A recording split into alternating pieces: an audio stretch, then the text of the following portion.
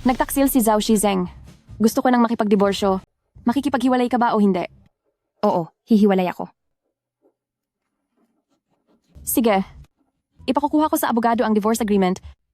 Mag-impake ka na ng mga gamit mo. Sige po. Ako si Jianxin. Hindi kami tunay na magkapatid ni Jian Yue. Pero, ang katotohanang hindi nagbabago simula bata pa kami, ay kapag sumunod ako kay ate, magiging maganda ang buhay ko. Pinoproseso na ni na mama at papa ang adoption papers. Mula ngayon, ako na ang ate mo.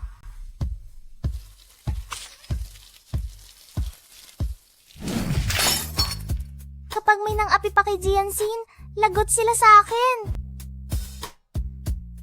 Para makasama si ate, ay tumalon ako ng 2 baitang sa pag-aaral. Hanggang sa wakas ay nakapasok ako sa parehong universidad. Nagtayo si ate ng design company, at ang walang kwenta kong bayaw ang naging unang angel investor.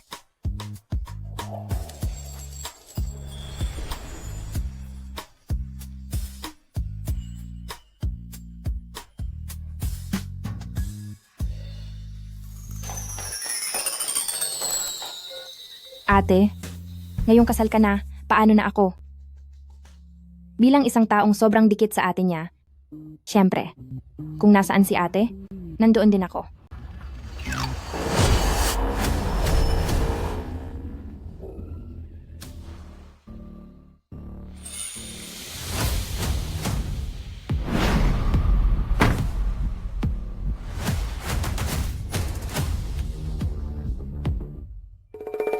Para manatili sa tabi ni ate, nagpa siya akong akitin ng kapatid ni Zhao Shizeng na si Zhao Xiang.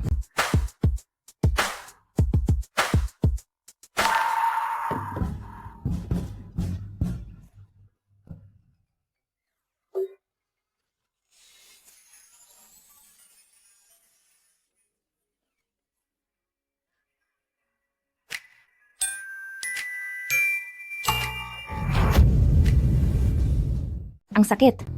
Miss, nag-a-acting ka lang ba? Jianxin.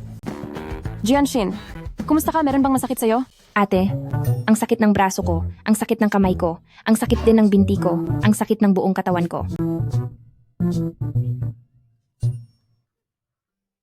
Zhou Xiang, paano ka ba magmaneho? Ano nang gagawin mo ngayon? Hipag, ako.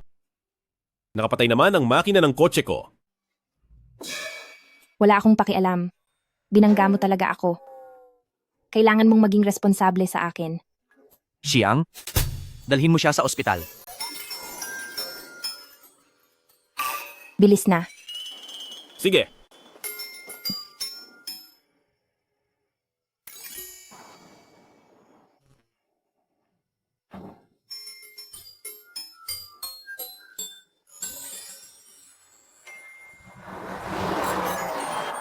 Ano? Bagalan mo naman.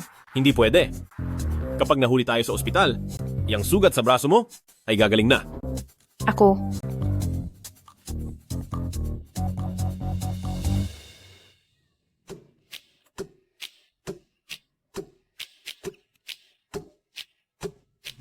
Huwag mo akong tingnan ng ganyan. Pero, anong pakay mo sa ginagawa mo ngayon? Plano kong pakasalan ka.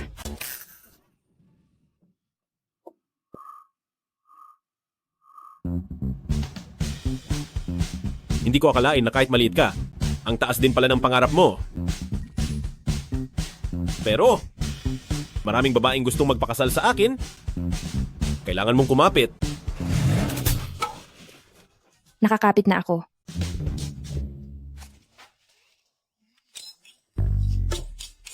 Sapat na ba ang higpit?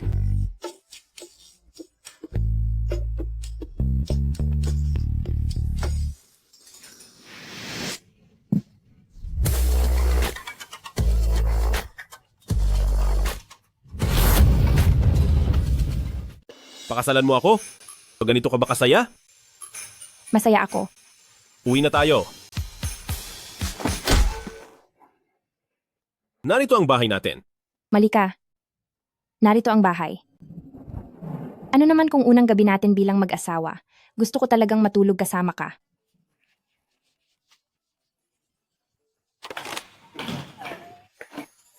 Napakaganda. Ngayon ay makakasama ko na ang ate ko habang buhay. Kasal na tayo? Gusto mo ba ng villa o isang malaking apartment? Kaya kong bilhin ng kahit ano para sa iyo. Ang tumira rito sa kuya ko ay hindi talaga tama. Hindi maaari. Gusto ko talagang tumira rito kasama ang ate ko. Kung hindi ka papayag, huwag kang matutulog sa kama ko. Huwag mo nang asahan. Oo, sige, sige, sige. Kaming magkapatid ay may utang sa inyo.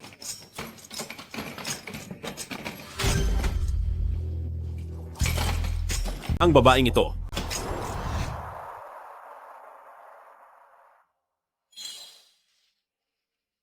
Marunong lang magkarera ng sasakyan si Xiang, wala siyang alam na kahit ano, pasensya na kay Jianxin.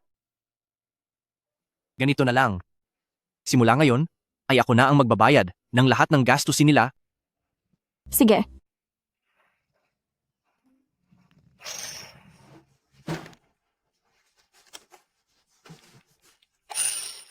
Nakatanggap ng 16 na milyong piso. Nakatanggap ng 8 milyong piso. Dumating na ang perang panggastos na bigay ng kuya ko. Ililipat ko sa iyo ang kalahati. Bilis purihin mo ako. Ang bayaw ko lang ang nagtatrabaho, pero ang buong pamilya ay hindi na kailangang mag-alala. Sulit na ang buhay na ito, dahil umaasa lang ako sa ate ko. Kasal na kami ng 2 taon, kailangang ibigay sa akin ang kalahati ng perang nakuha ni Zhou Xiang sa kuya niya. Ang mag-divorce na yon ay parang hindi patas para sa kanya. Pero nadagdagan ng 8 digit ang ipon ko. Kapag hindi mo alam ang pipiliin, sumunod ka lang sa yapak ni ate at hinding-hindi ka magkakamali. Anong ginagawa mo?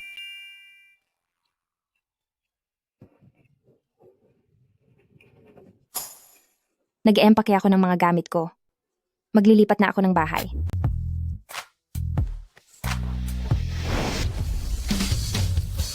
Baby, sa wakas ay payag ka na bang umuwi kasama ko? Tutulungan na kitang mag-ayos. Hindi. Maglilipat kaming 2 ni ate. Nagtaksi lang kuya mo. Makikipag-divorce na si ate. At ano naman? Kaya kung makikipag-divorce si ate, makikipaghiwalay din ako. Jianxin, subukan mong sabihin iyan sa akin ng isa pang beses.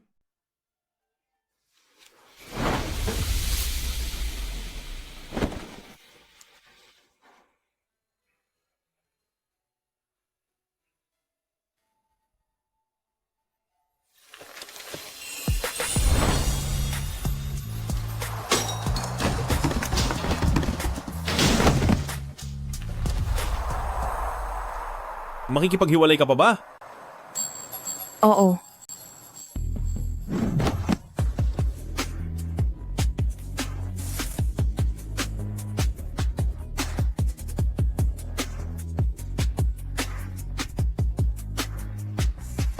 Makikipaghiwalay ka pa ba?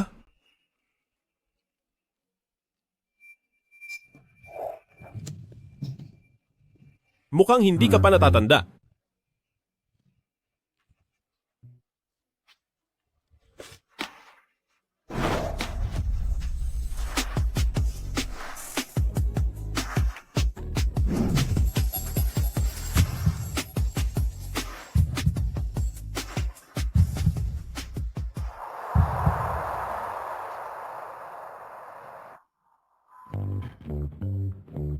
Makikipaghiwalay ka pa ba? Hindi na ako makikipaghiwalay. Hindi na talaga, hindi na. Sabi ko na ngang hindi na eh.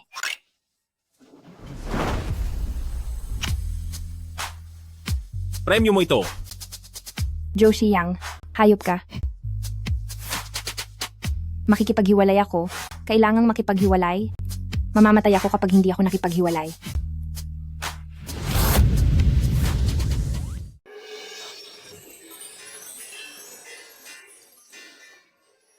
Huwag mong abusuhin porket bata ka pa. Maghinay-hinay ka. Napagbintangan lang ako. Hayop talaga si Zhou Xiang. Wala akong magawa. Pinilit ka ba niya? Napakawalang hiya niya. Makipaghiwalay ka na agad.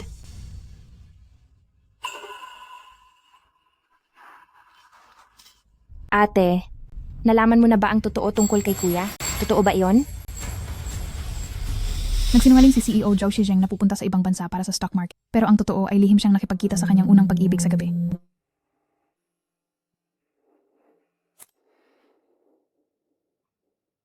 Hello? Asawa ko, na-miss mo ba ako? Babalik na ako pagkalipas ng ilang araw. Kumusta ka nitong mga nakaraang araw? May nangyari ba? Na kahit anong espesyal? Wala naman. Ayos naman ang lahat. Gabi na, magpahinga ka na.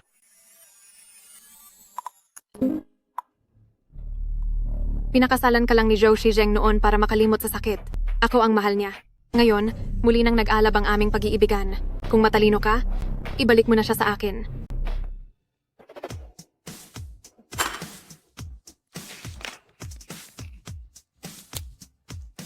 Ang lalaking nambababae, sa iyo na kung gusto mo.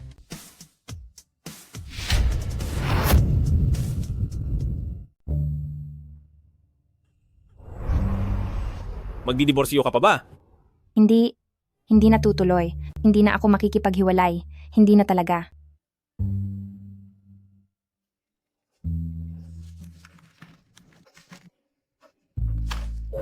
Ate, kailangan na nating umalis ngayon bago pa bumalik si Zhou Xiang at hindi na tayo makakaalis. Tara, bilis, alis na tayo dali.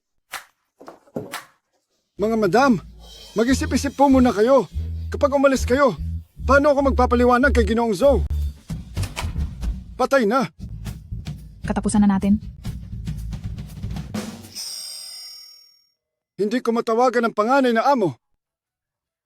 Paano naman ang pangalawang amo? Wala namang kwenta ang pangalawang amo, bale wala rin kahit tawagan siya.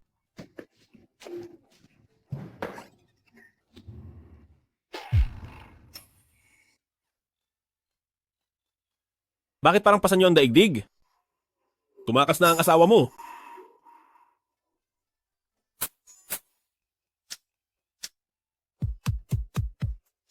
Gian. Zin.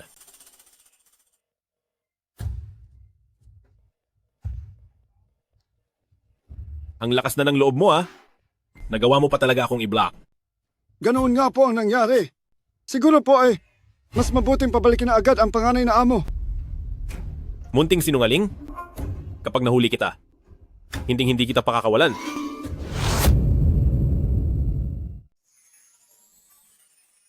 Sa mga nakaraang taon, nakakuha ako ng ilang sikat na designer. Ang kumpanya ay nakatuon sa high-end at light luxury.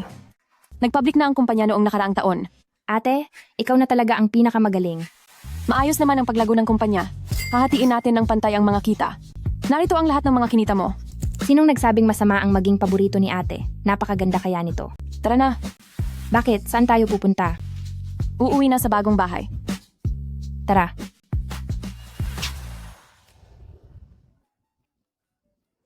Ate, saan ba tayo titira? Sa atin ang buong palapag na ito. Isang unit bawat isa para madaling magkwentuhan at bumisita anumang oras. Hindi nakakahiya ang umasa sa ate ko.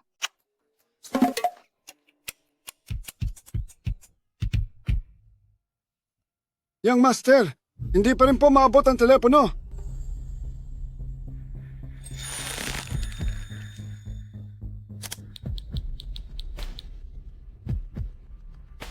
Pakilusin ang lahat ng mga kapatid sa fleet. Tulungan niyo akong maghanap ng isang tao.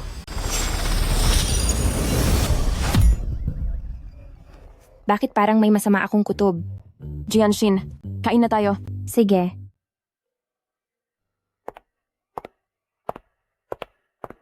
Magandang araw po, boss. Magandang araw po, boss. Tawagin mo ako. Alam kong hindi mo gustong mag-design, kaya ipinagbukas kita ng restaurant na ito. 10 minuto lang mula sa bahay. Mula ngayon, ikaw na ang mamamahala rito. Ate, ang pagdidiborsyo mo ay medyo nahuli na yata. Hindi maaasahan ang mga lalaki, mas mabuting umasa sa sarili kaysa sa iba.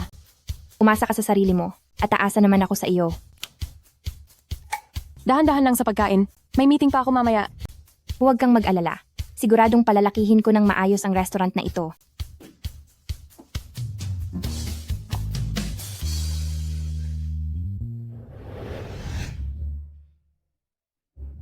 Ang weird naman.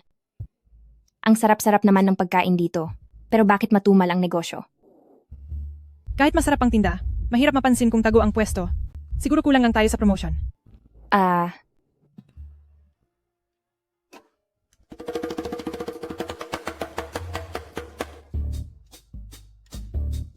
May naisip na ako.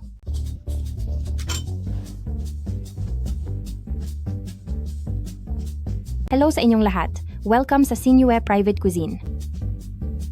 Ifo-follow ko ang streamer na ito dahil siya na talaga ang perfect na kasama sa kainan. Mukhang ang sarap kumain ng streamer. Ano kaya ang kinakain niya? Dapat kumain din kayo. Nang mabuti ha. Ang cute naman ng streamer. Shinyu Private Cuisine, pupunta rin ako para kumain. Opo, ito ang Senior Private Cuisine. Magpapareserve po ba kayo? May available pa pong pwesto. Sige po, sige po. Ire-reserve ko na po kayo ngayon din.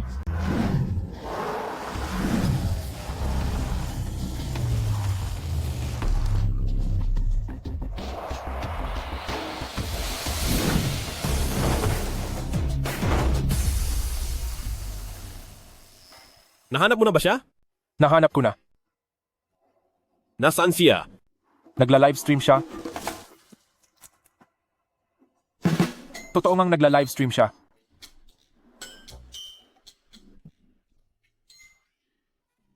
Hello sa inyong lahat. Ito ang bagong putahing ginawa ni Sinbao. Titikman ko muna para sa inyo. Ang unang subo ay para sa mga fans. Sinbao?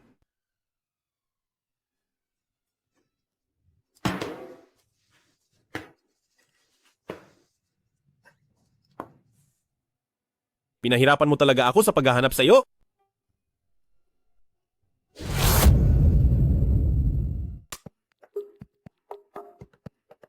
Ate, lagot na ako. Ang hayop na si Zhao Xiang. Nahanap niya na ako.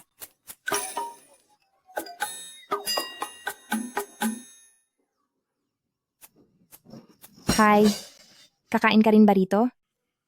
Ano sa tingin mo? Tigil muna ang meeting. Sumama kayo sa akin sa labas.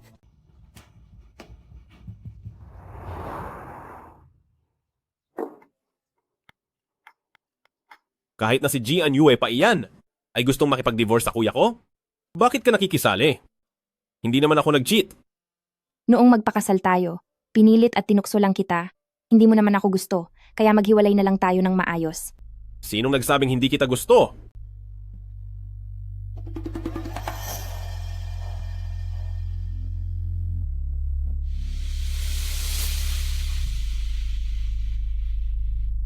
Kuya?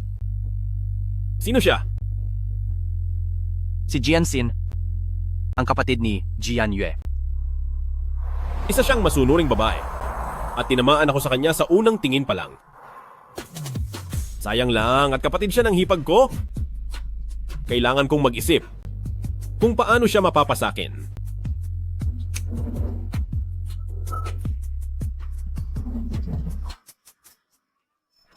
Dumating na ang pagkakataon.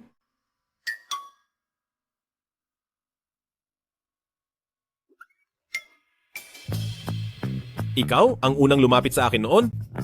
Ngayon gusto mong umalis? Hindi yon ganoon kadali. Anong gagawin mo?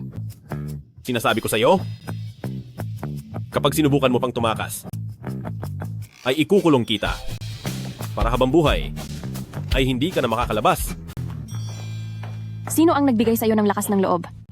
May lakas ka ng loob na ikulong ang kapatid kong si Jian Yue. Ate, nandito ka na ba? Tara na. Sa anong karapatan mo siyang isasama? Asawa ko siya. Ate ko siya.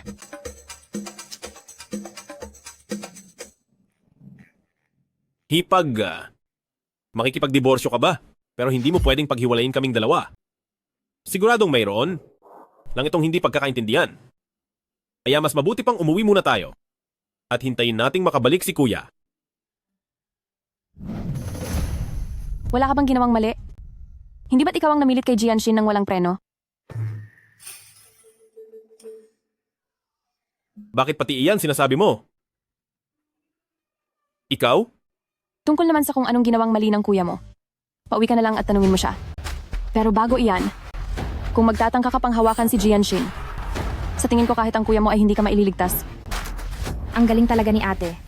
Tara, Asawa ko.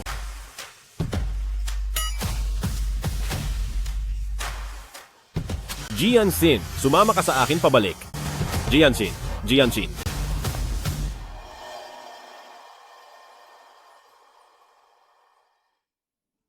bakit? Hindi mo ba siya kayang iwan?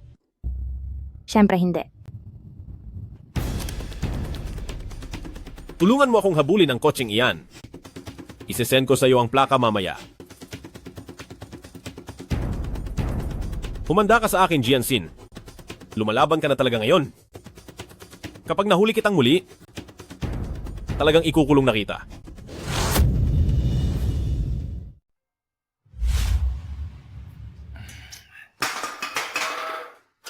Alak? Nasaan ang alak ko? Ibigay mo sa akin ang alak.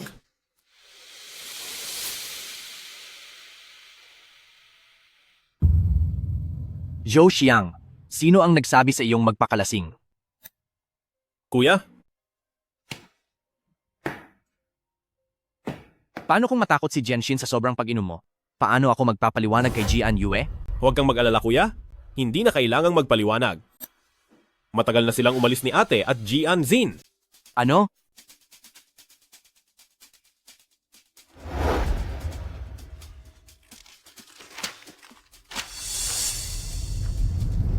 Ano ba ang nangyayari? Gusto ko ring itanong sa iyo kung ano ang nangyayari. Habang nasa ibang bansa ka, pinilit mong makipagkita sa dati mong pag-ibig sa gabi. Nagtaksil ka kaya gustong makipagdiborsyo ni ate. Huwag mo naman akong idamay. Ngayon, gusto nang makipagdiborsyo ni ate. At aalis na rin si Jianxin. Ibalik mo sa akin ang asawa ko. Anong pagtataksil? Kuya, hindi naman sa pinagsasabihan kita. Ganoon ba talaga kahalaga ang dati mong pag-ibig? Ang lumang isyung 10 taon na ang nakalipas. Ay binabalikan mo pa? May saysay ba iyon? Damay patuloy ako sa gulo mo. Ano ba ang pinagsasabi mo? Ayaw mong maniwala? Sige.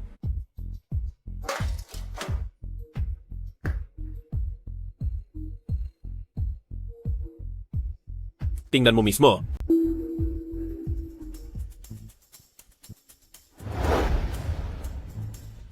Lin Xiaoyu?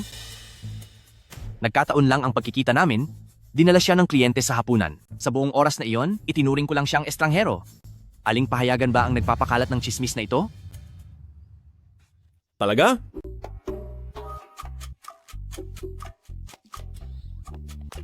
Kuya, ipaliwanag mo agad ang totoo kay ate.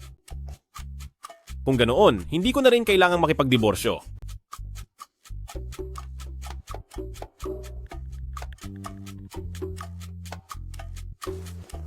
Ni-block niya ako? Tawagan mo siya. Ikaw? Tumawag ka. Huwag ka nang umasa sa akin. Ni-block na rin nila ako. Teka, ano na ang gagawin natin? Si ate? Napakatalino niya. Kapag itinago niya si Jianxin, kahit sa tulong ng mga kasamahan ko sa racing club, ay hinding-hindi siya mahahanap. Kuya, Noong magkasintahan pa kami ni Jian Yue, ay nag-install ako ng tracking software. Nahanap ko na sila.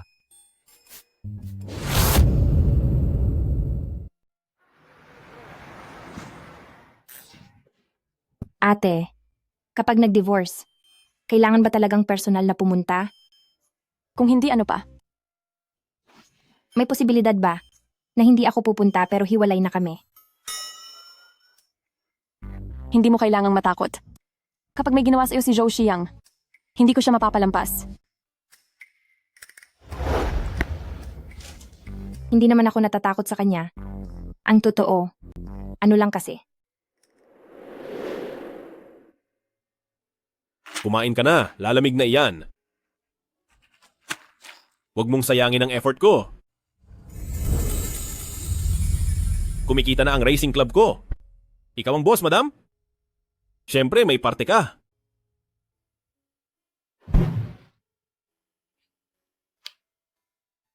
Mabuti ang ate mo sa'yo. Pero masama ba ako sa'yo? Hindi naman ako ng bababae. Bawal ang divorce. Mabuti naman talaga si Zhou Xiang. Mabuti rin siya sa akin.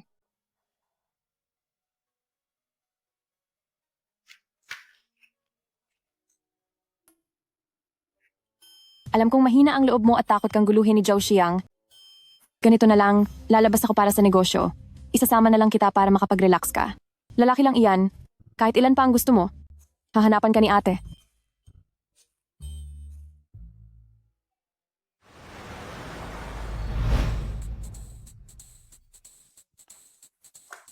Nasa kabilang kwarto lang ako. Mag-enjoy ka lang dito, ha? Anong gagawin ko rito?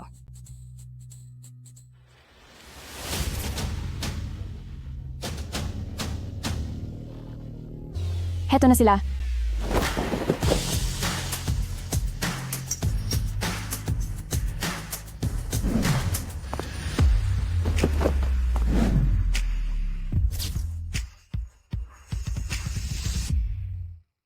Mag-enjoy ka. Tawagin mo ako kung may kailangan ka. Ate, Anong gustong pakinggan ni ate? Kakantahan kita.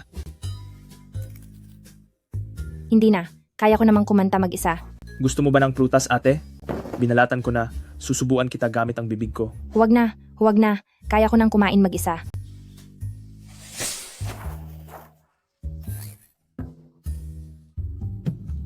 Hindi ba masakit iyan? Kung hihilot ni ate, hindi nasasakit. Nagbayad na si Jian Yue. Sulitin ko na ang pagkakataong ito.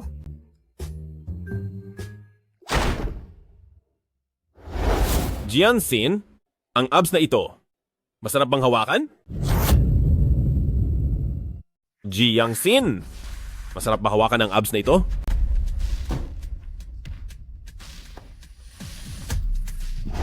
Lumayas ka. Huwag kang umalis. Nawala na parang bula ang pera ni Jian Yue. Jianxin, ang lakas ng loob mo, nandito pa ako. Sino ba ang tinitingnan mo? Wala akong tinitingnan. Tingin mo ba ay bulag ako? Saan mo ba hinahawakan ang kamay mo kanina? Sa tingin ko ay nawawala ka na sa iyong sarili. Masarap ba talaga ang uminom sa labas? Hindi pa naman ako umiinom. Mukhang gustong-gusto mo talagang uminom. Hindi, wala akong ginagawa. Bitawan mo ako.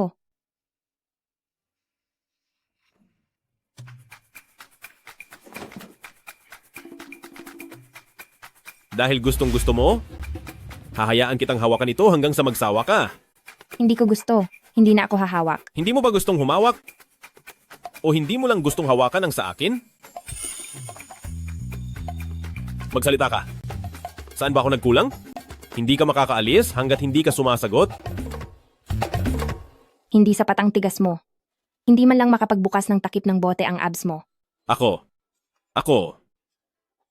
Sabi mo magsalita ako. Hindi ako sapat. Na matigas.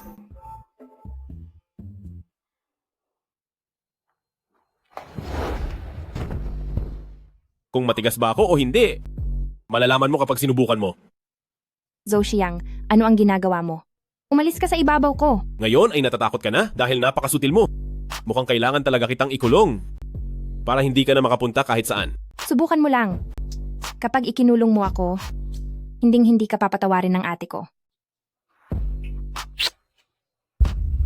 Siyempre, kaya kong gawin iyon.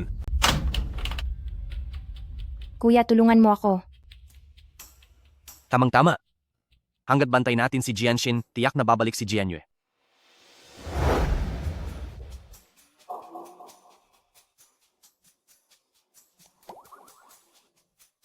Ate, bumalik ka na. May malaking gulo rito.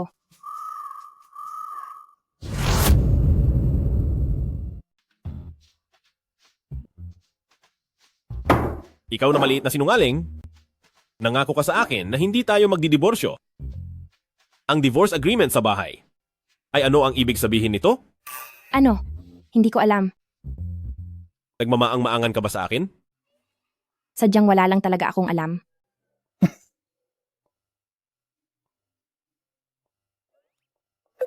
Baby, ay napaka-cute mo pa rin. Topakin, ang manyak mo. Ate, bilisan mo at iligtas mo ako. Baby, sandali lang. Sumama ka na sa akin pauwi, pwede ba? Lilipat tayo ng titirhan? At mamumuhay ng sarili natin. Ayoko.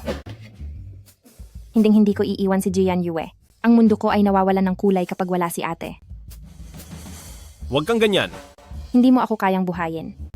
Ang baon mo nga ay galing lang sa kuya mo. Paano tayo mabubuhay? Huwag kang mag-alala. Kumikita na ang racing club ko. Ang buhayin ka ay kayang-kaya ko. Lagot na. Hindi ako takot sa tamad na anak mayaman. Mas takot ako sa anak mayaman na masipag. May iba pa bang problema? Bilis, mag-isip ka pa ng rason. Wala kang kontrol sa sarili mo. Gabi-gabi ay wala na akong oras para matulog. Kasalanan ko ba? Na matagal akong mapagod? Kasalanan mo. Lahat ng ito ay dahil sa iyo. Sige na, kasalanan ko na. Kasalanan ko na lahat. Bagay talaga kayo sa isa't isa. Nahanap na ba ang asawa ko? Ang asawa niyo po ay... Jianxin, tara na at Ate, sa wakas at bumalik ka na. bakit? Kayong dalawang magkapatid ay nagtatrabaho na ba rito bilang mga male model? May hindi tayo pagkakaunawaan? Pwede ba tayong mag-usap? Pirmahan mo na agad ang divorce agreement? Wala na tayong dapat pag-usapan pa. Hindi ko iyon pipirmahan dahil kailanman ay hindi ako nagtaksil sa iyo.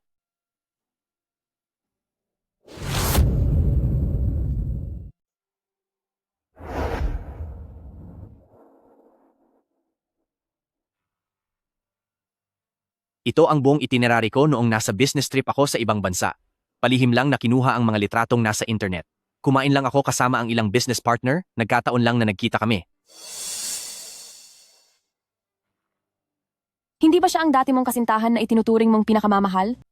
Noong kumain ka kasama siya, sobrang lapad ng ngiti mo at parang tuwang-tuwa ka. Kung hindi ka pa rin naniniwala, mayroon pa akong ibang mga ebidensya.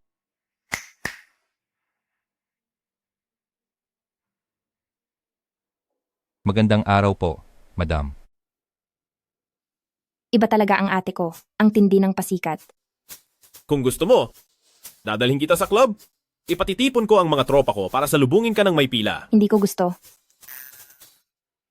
Madam, ito po ang CCTV footage mula sa restaurant, mula simula hanggang dulo. Hindi kailanman nagkaroon ng pribadong pag-uusap si Ginoong Zhou kay Binibining Lin. Pinapatunayan nito na ang mga litrato ay malisyosong kinuha at ang mga video ay kuha lang sa maling anggulo. Agad na nakipag-ugnayan si Ginoong Zhou sa media na naglabas ng balita dahil sa paglabag sa kanyang reputasyon. Inamin na nila na ginawa lang nila iyon para sa views at hindi iyon totoo. Grabe! Iba talaga ang kuya ko. Asawa ko, biktima lang talaga ako ng maling paratang. Ikaw lang talaga ang tanging mahal ko. Ang ibang mga taong walang saysay, hindi ko man lang sila sulyapan. Mabulaklak ang pananalita. Mahal, bawat salitang sinasabi ko ay galing sa puso. Noong nasa ibang bansa ako, araw-araw kitang iniisip, may dinala pa nga akong regalo para sa iyo. Nagmamadali akong umuwi ng bahay. Pero malamig na divorce papers lang ang bumungad sa akin. Alam mo ba kung gaano ako nasaktan? Talaga? Totoo pa ito sa ginto, pag-uwi ko ng bahay. Nang makita kong wala ka, nagkasakit ako sa sobrang pag-aalala. Hanggang ngayon ay nilalagnat pa rin ako. Kung hindi ka naniniwala, hawakan mo. Sa tiyan na pala ngayon tinitingnan ang temperatura? Bakit? Gusto mo rin? O sige, gawin din natin. Halika na. May lagnat ka talaga. Bakit ang init-init mo? Tara, tara na. Punta na tayo sa ospital. Ate, sasama ako sa iyo. Shiyang, Ikaw na muna ang bahala kay Jianshin ha. Bilisan mo! Sige po. Gagawin ko ang lahat para maalagaan ng mabuti si Jianshin. Hindi ko na talaga kaya ang ganitong buhay. Ate, sasama na lang talaga ako sa iyo.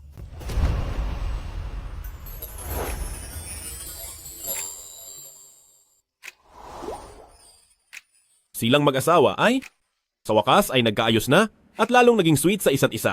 Kung sasama ka, hindi iyon tama. Saan naman ako pupunta? Sumama ka sa akin pa uwi. Ang tagal mong nawala kaya kailangan din nating mag-asawa na. Pag-usapan at palalimin ang ating ugnayan. Inaantok na ako. Gusto ko nang matulog. Huwag kang mag-alala. Sa pagkakataong ito ay siguradong bibigyan ko ang baby ko ng oras para makatulog ng kaunti.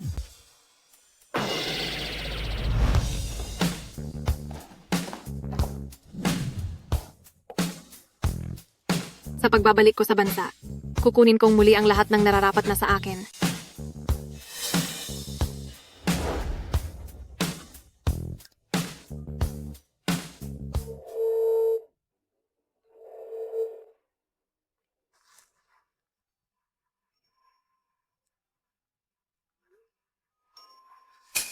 Talagang ibinlacklist niya ako.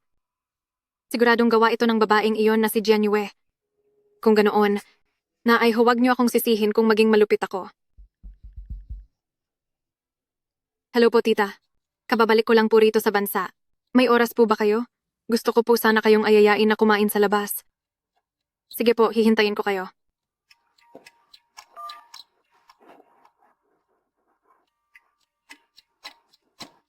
Jian Yue, hindi sapat ang pagkakaroon ng marriage certificate para makapanatili ka sa pamilya Zhou.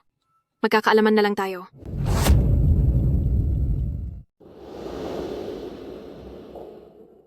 Tita, ito po ay dinala ko talaga para sa inyo galing abroad. Bagay na bagay po sa ganda ninyo. Mabuti at bumalik ka na, huwag ka na mag-abala sa mga regalo. Alam na ba ni Shizeng na nakabalik ka na? Noong pinili kong magtrabaho sa abroad noon, baka nagtatanim pa rin ng sama ng loob sa akin si Shizeng. Sa totoo lang, ikaw pa rin ang nasa puso ni Shizeng? Kaya nga nagpakasal siya sa babaeng kamukha mo. Talaga po? Pero may asawa na po ngayon si Shizeng. Ano naman kung may asawa na siya? Balita ko ay magdidiborsyo na rin sila kamakailan. Yuyu, siguradong uunahin ni Shizeng ang negosyo ng pamilya sa hinaharap. Ikaw ang pinakaangkop na mapangasawa niya. Tita, sa totoo lang, hindi ko rin nakalimutan si Shizeng sa lahat ng taon na ito. Matalino ka at malakas ang loob. Basta ayusin mo lang ang career mo rito at tiyak na mababawi mo ang puso ni Shizeng. May bidding ang isang brand ng Zhou Group sa susunod na mga araw. Kunin mo ang proyektong ito, tiyak na hahangaan ka na ni Shizeng pagkatapos niyan.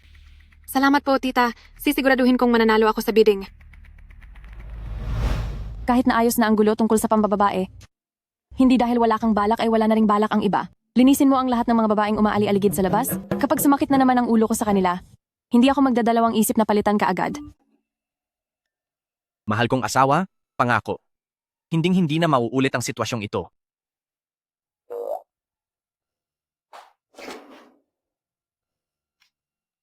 Itatabi muna namin ni Jianshin ang divorce agreement na ito.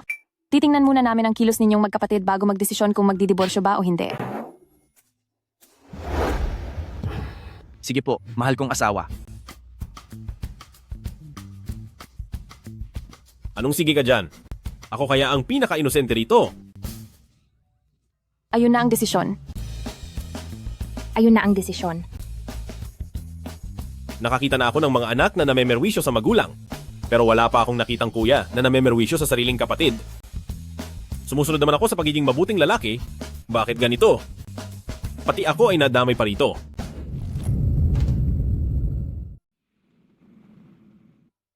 Ate, ang galing mo talaga. Binigyan ako ni Bayaw ng card para lang pasayahin ka, hindi ito maubos-ubos. Isang card lang yan, wala lang yan. Mas mabuting umasa sa sarili kaysa sa lalaki. Kailangan kong maging sapat na malakas para maprotektahan si Jianshin.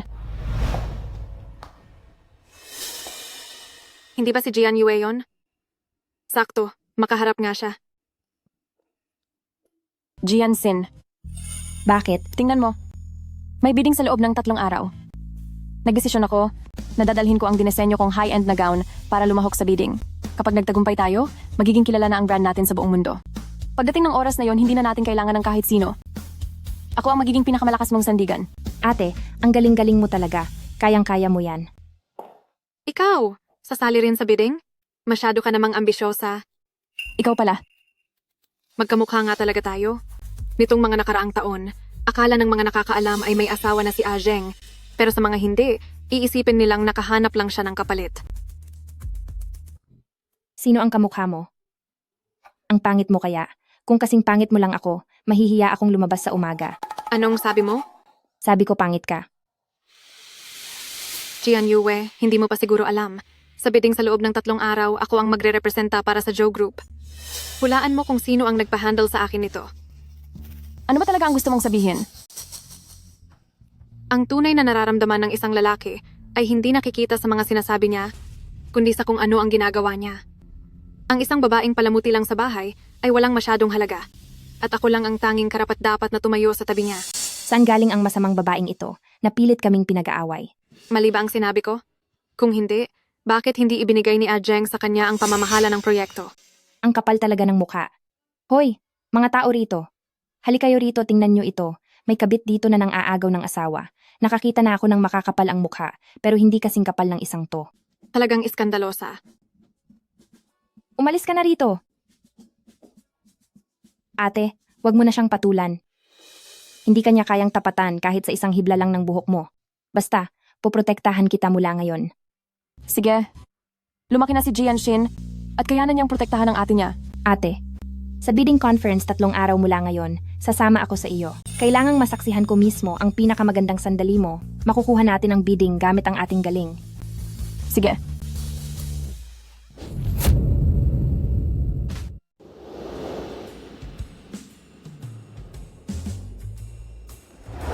Magsisimula na ang bidding. Nakaalis na ba ang mga modelo? Sige. Ate, ilang araw ka nang natutulog sa opisina, hindi ka na nakikita ni Kuya. Kayo. Ayos lang ba kayo?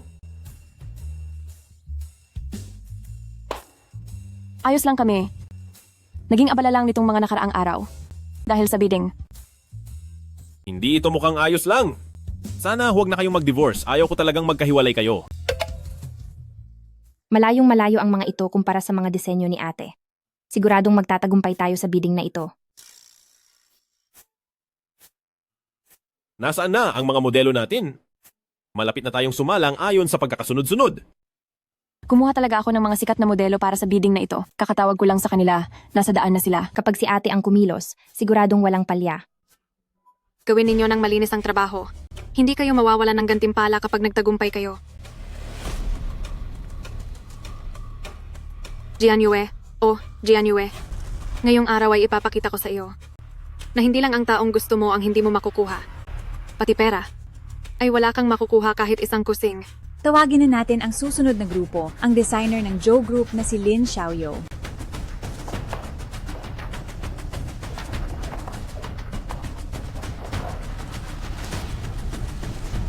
Ano? Naaksidente ang modelo at hindi na makakarating.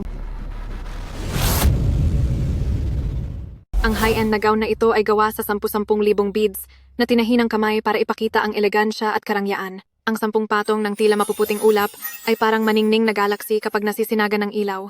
Ang layunin ng gown na ito ay ipakita ang mismong pilosopiya ng Zhao Group na pagiging marangal at maluho. Ito na ang pinakamagandang gown na nakita ko. Tama. At ang tatak din ng Joe Group ay talagang nangunguna sa lahat. Sa bidding event na ito, siguradong ako ang mananalo. Ngayon ay tawagin naman natin ang susunod na kalahok na si designer Jian Yue. Kumusta na? Hindi na pwede at baka hindi na umabot.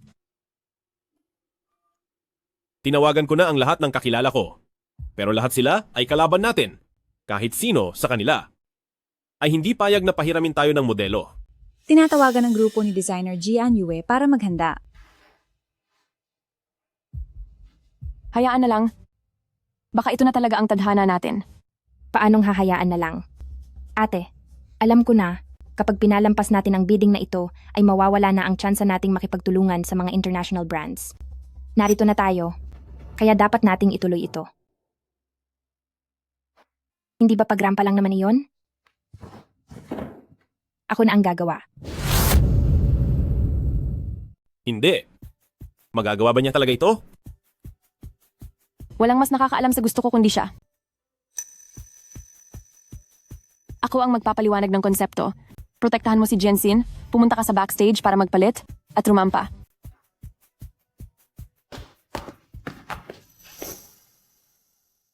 Magandang araw sa inyong lahat. Ako ang designer ng UEG brand na si Jian Yue. Ang luxury gown na dala ko ngayon ay gumagamit ng minimalist design. Gawing simple ang komplikado, pinagsama ang klasiko at modernong estilo. Huwag kalimutan ang pinanggalingan, at huwag matakot sa tatahaking landas. Maganda ang konsepto ng disenyong ito. Nakakamangha rin ang design plan. Talagang isa siyang designer na puno ng mga ideya. Nasaan ang modelo? Bakit kanina pa siya hindi lumalabas? Kahit gaano pa kaganda ang mga sinasabi mo, ano ngayon? Baka naman wala kang modelo at balak mo lang makuha ang gusto mo nang walang hirap gamit ang isang drawing? Oo nga, bumaba ka na kung wala kang ipakikitang gawa. Tama. May mga naghihintay pa sa likod. Bakit ka pa umakyat dito kung wala ka palang modelo? Bagaman interesado kami sa iyong disenyo, pero hindi ka maaaring sumali sa bidding kung walang modelong magpapakita ng iyong gawa. Hindi ito para sa iba. Oo, susunod na grupo na. Sandali lang.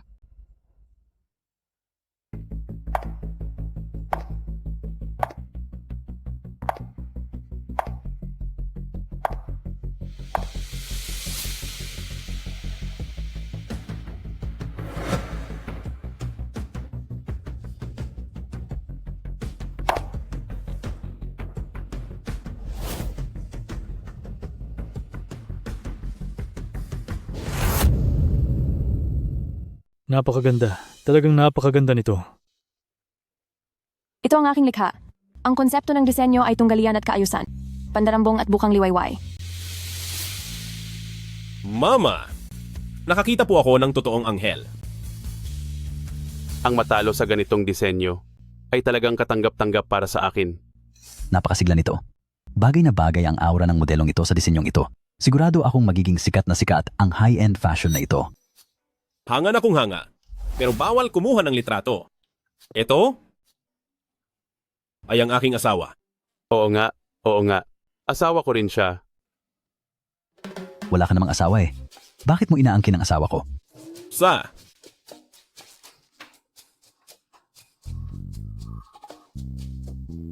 Susunod. Dapat ay bawasan ko na ang paglantad sa kanya sa publiko. Dahil sa sobrang ganda niya, dapat ako lang ang nakakakita sa kanya.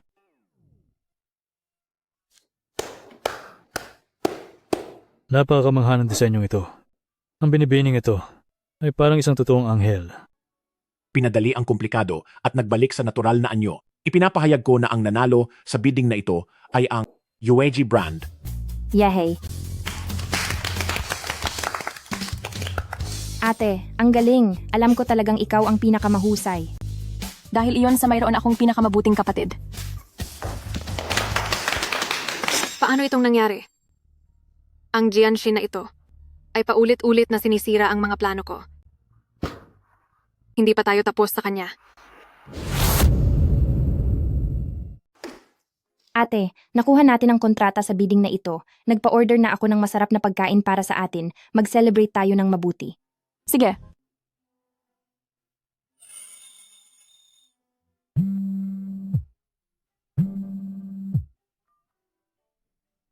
Bakit? Anong problema? Wala lang. Tara na at kumain ng masarap. Ang maliliit na pakpak ni Baby, itinago na. Simula ngayon, ang ganitong mga damit, dapat ay sa bahay mo lang isuot para sa akin? Narinig mo ba ako? Hindi ko narinig. Nakakainis kayo ng kuya mo.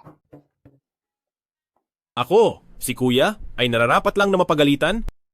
Pero ano ba ang ginawa ko sa iyo? Akala ko ay siguradong sa atin na ang bidding pero sinira lang pala ni Jianshin. Kapag nagkaroon ako ng pagkakataon, makikita mo kung paano kita tuturuan ng leksyon. Bakit hindi mo sinasagot ang mga tawag ko? Zheng, bakit ka nandito? Di ba sinabi ko na sa'yo na huwag mo na akong sunduin? Lin Xiaoyu, bakit ka nandito? Ano ba ang sinasabi mo? Zheng, pasensya na. Binigo ko ang tiwala mo. Sinira ko ang bidding. Hindi ka naman magagalit sa akin, di ba? Kuya, naghahanap ka ng gulo, pero madadamay pa ako sa iyo. Kanino ba ako nagkamali? Ang salita ng mga lalaki ay mga panlilin lang lamang. Kuya, nandito si ate. Asawa ko, bakit hindi mo sinasagot ang mga tawag ko? Zhao Shizheng, wala na tayong dapat pag-usapan pa. Mag-divorce na tayo. Bakit? Harap-harapan nang nambabastos ang kabit mo sa ate ko, tapos itatanong mo kung bakit. Jianshin, huwag ka nang magsayang ng laway sa mga taong walang kwenta. Tara na. Mag-away lang kayo dahil hanggat hindi kayo magkasundo, doon pa lang ako magkakaroon ng pagkakataon.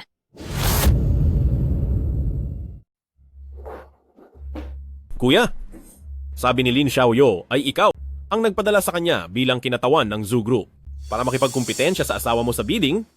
Ano ba talaga ang nangyayari? Hindi iyan totoo. Mahal, pakinggan mo ang paliwanag ko. Hindi talaga iyon ang iniisip mo. Anong nangyayari rito? Ate, biglang sumakit ang tiyan ko. Kailangan kong pumunta sa banyo. Dito ka lang, sa tabi ko at maghintay ha. Alam ko namang hindi mo sinasadya ang tungkol kay Lin Xiaoyu. Ikaw na ang bahala kung paano ka magpapaliwanag kay ate. Mahal, pakinggan mo ang paliwanag ko. Hindi iyon ang iniisip mo. Matagal ko na siyang ni-block. Bitawan mo ako. Ako pa naman ang presidente ng Joe Group. Bigyan mo naman ako ng kaunting mukha. Sasabihin ko ulit, bitawan mo ako. Mahal, talaga bang masakit ang tiyan mo? Nagkunwari lang ako. Wala namang masakit sa akin.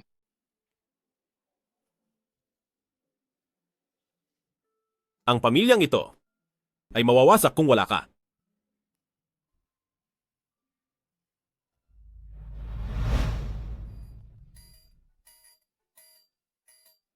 Hindi ko talaga alam kung bakit nandoon si Lin Xiaoyu. Ni-block ko na siya. Paano ko siya gagawing kinatawan ng Joe Group? Naniniwala lang ako sa nakikita ko. Bilang presidente ng Zhao Group, hindi mo ba alam na siya ang kinatawan ng Zhao Group? Mahal, Ano ba? Bitawan mo ako. dati ay kumuha pa siya ng mga peking litrato. Anong hindi kayang gawin ng taong tulad niya? Mahal, wala talaga akong alam.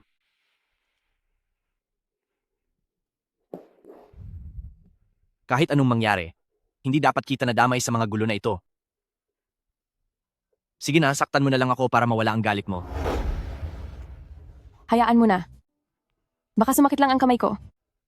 Alam ko namang hindi mo kayang gawin iyon.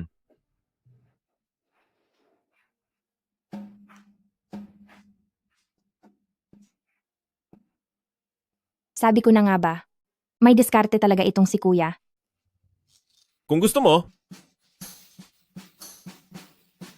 gagawin din natin iyan.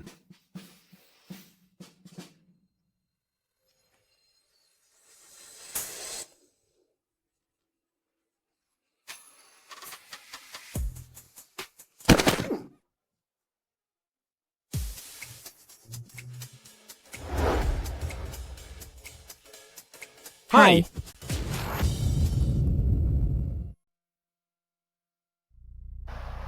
Tita, nandito na po ako.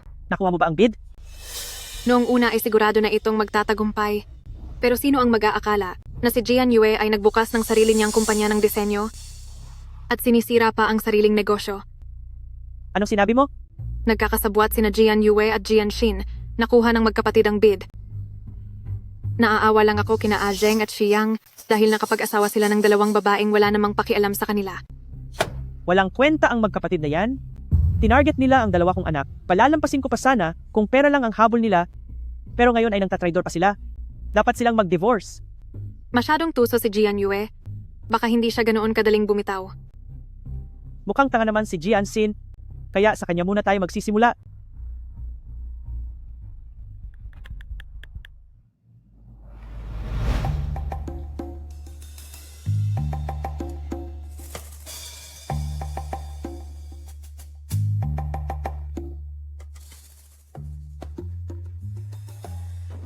Ma.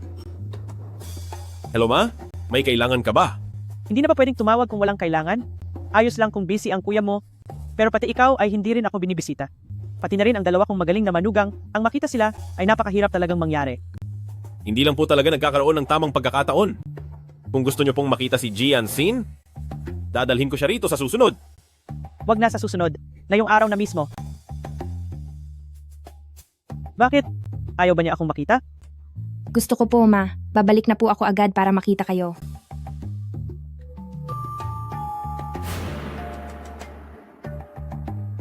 Bakit ka pumayag? May laban ako ngayong araw at hinding-hindi ako makakaalis. Kaya ko namang umuwi mag-isa. Hindi mo pa masyadong kilala ang nanay ko? Hindi pwede, sasamahan na lang kita. Ayos lang po. Pamilya naman tayo, kaya huwag ka nang mag-alala.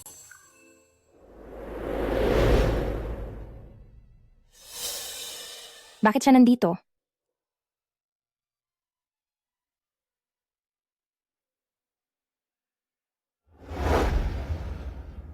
Tita, bagay na bagay po sa inyo ang shawl na ito. Mukha kayong napaka-elegante at marangal. Nakita ko itong shawl sa ibang bansa at alam ko pong babagay talaga ito sa inyo. Napakasarap naman magsalita ng batang ito. Ma, nandito na po ako. Tita, siguradong may mas magandang regalo na dala si Jianxin para sa inyo. Itong munting regalo ko ay wala lang talaga. Hindi man lang ito kagalang-galang. Nako, masyado akong nagmadali sa pagpunta rito, kaya wala akong nadalang anuman. Kahit ang sarili kong manugang ay hindi kasing lambing ng ibang tao. Kapag humaharap sa mga nakatatanda, ganyan ba kawala ang galang mo? Talagang walang modo ang taong walang nagturo sa kanya. Sino ba ang mag-aakalang ang daming arte kahit umuuwi lang sa sariling bahay? Ano sinasabi mo? Tita, maiintindihan naman natin ang kalagayan ni Jianxin. Dahil hindi naman siya madalas umuwi rito, hindi pa kayo gaanong malapit sa isa't isa at hindi rin niya alam ang mga gusto ninyo. Kaya normal lang naman po iyon. Ang dalawa kong manugang ay palamuti lang talaga sa bahay na ito. Hindi gaya mo na napakabait at maalalahanin. Kung ganoon ay mas madalas akong pupunta rito para samahan kayo. Ngayong narito ka na, huwag kang uupo lang dyan. Pumunta ka sa maliit na hardin at bunutin ang mga damo. Sige. Ang ganitong trabaho na hindi naman kailangan ng gaanong talino ay siguradong bagay na bagay sa iyo. Huwag po kayong mag-alala, sisiguraduhin kong matatapos ko ang gawaing ito. Hindi ko talaga alam kung ano ang nagustuhan ng dalawa kong anak sa kanila. Napakauto-uto talaga nila. Tita, sa tingin niyo ba ay hindi siya magtatanim ng sama ng loob at baka sirain lang niya ang mga mamahaling halaman ninyo? Hindi maari. Kailangan kong lumabas para tignan ang ginagawa niya. Munting bulaklak, kailangang kayanin mo ang lahat ng paghihirap para lumaki ka ng malusog at maganda. Kantahan kita, ha? Heto na. Ang araw ay tirik na, ang mga bulaklak ay nakangiti sa akin. Sabi ng mga ibon ay magandang umaga. Bakit ka nga ba nakatanim dito? Ako mismo ang nagtanim ng mga bulaklak na ito. Umaasa ako na sa bawat taon na lilipas, ay mananatili itong tulad ko, na laging magbabantay sa iyo. Huwag mo akong lolokohin. Dapat ay narito ka rin hanggat buhay ang mga bulaklak na ito. Ang paso ng bulaklak na ito ay ibinigay sa akin ng asawa ko nung nabubuhay pa siya. Ngayong wala na siya, ang mga bulaklak ay tila malalanta na rin. Hindi ko akalain na kahit mukhang padalos-dalos, itong si Jianxin, ay mayroon din pala siyang tiyaga sa pag-aalaga ng mga halaman. Akala ko noong una ay walang kwenta lang itong si Jianxin. Hindi ko akalain na may sira rin pala ang ulo niya. Kumakanta at sumasayaw pa sa harap ng lanta na halaman. Talagang pinapahiya niya ang pamilya Joe. Umalis ka na kung wala ka ng kailangang gawin. Ituon mo ang pansin mo sa trabaho. Huwag po kayong mag-alala, tita. Gagalingan ko talaga para mapansin ako ni Ah Zheng.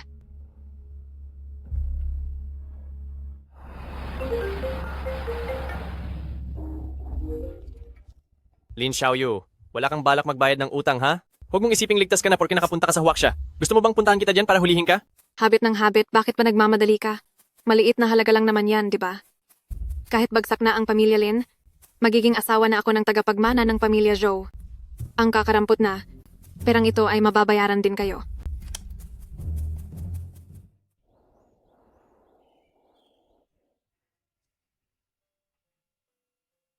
Halos mamatay na ang halaman na yan. Bakit ba nagpapakapagod ka pa diyan? Sa Xiaohua. Huwag kang makikinig sa kanila. Ma, bakit nyo naman nasabi yan? Naiintindihan po tayo ni Xiaohua. Ako naman ay naniniwala na. Siguradong maililigtas ko pa ito. Medyo tanga man tignan, pero mukhang cute din naman. Mukhang hindi naman pala ganoon kapangit ang panlasa ng anak ko. Ma, masyadong mainit ang araw. Kayo po, magpahinga na muna kayo sa loob. Baka himatayin kayo sa init. Ako na ang bahala rito. Magtiwala lang po kayo sa akin. Baka masira mo lang ang hardin ko dahil sa pagkalampa mo. Mananatili ako rito para bantayan ka bilang taga-inspeksyon. Sige po. Kung saan po kayo masaya. Itong manugang ko, hindi marunong makiramdam sa mood ng matatanda at hindi rin marunong mag-alaga ng halaman. Minalas talaga ang anak ko ng pakasalan kanya. Ako nga ang minalas ng mapangasawa ko siya. Anong sinabi mo? Wala po. Wala nang alam gawin. Wala pang respeto sa matatanda. Magmumukha tayong katatawanan dahil walang nagturo sa iyo ng kagandahang asal, nakakahiya ka sa pamilya Joe. Sinong nagsabing walang nagturo sa akin? Tinuruan ako ng ate ko. Ibig sabihin, hindi ka naturuan ng maayos ng ate mo dahil wala rin naman siyang modo. Anong sabi nyo? Huwag nyo pong pagsalitaan ng masama ang ate ko. Anong balak mong gawin? Nanay mo pa rin ako.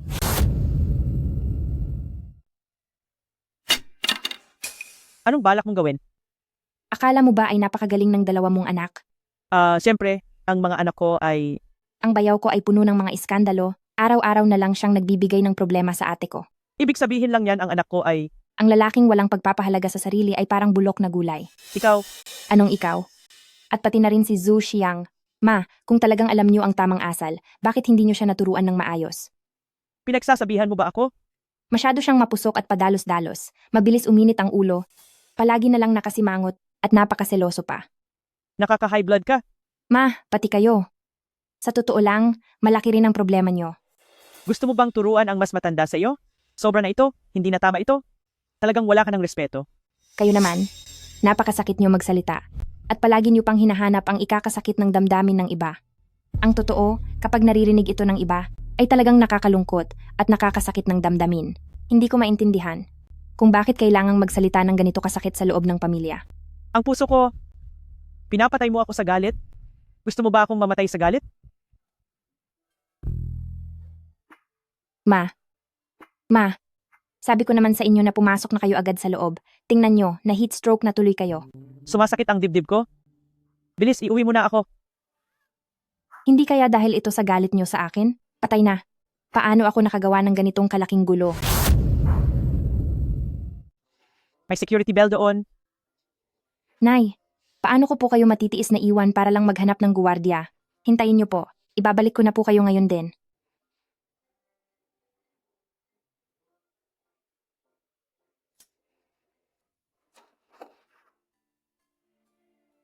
Nay, wag po kayong mag-alala.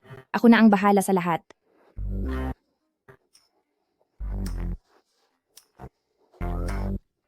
Balak ba akong patayin ng manugang kong ito? Basta mapindot ko lang iyon, makakatawag na ako ng tao. Nay, sabi ko na sa inyo na nagagawa ng malakas na puwersa ang milagro. Tara na. Tuluyan na ngang sumuko ang puso ko. Nay, kapit lang po kayo. Malapit na po tayo. Anong klaseng parusa ito?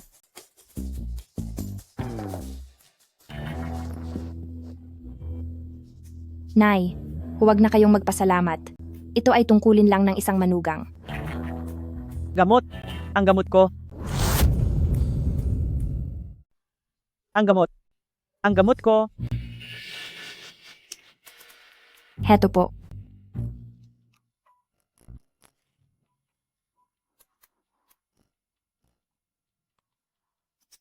Salamat sa'yo.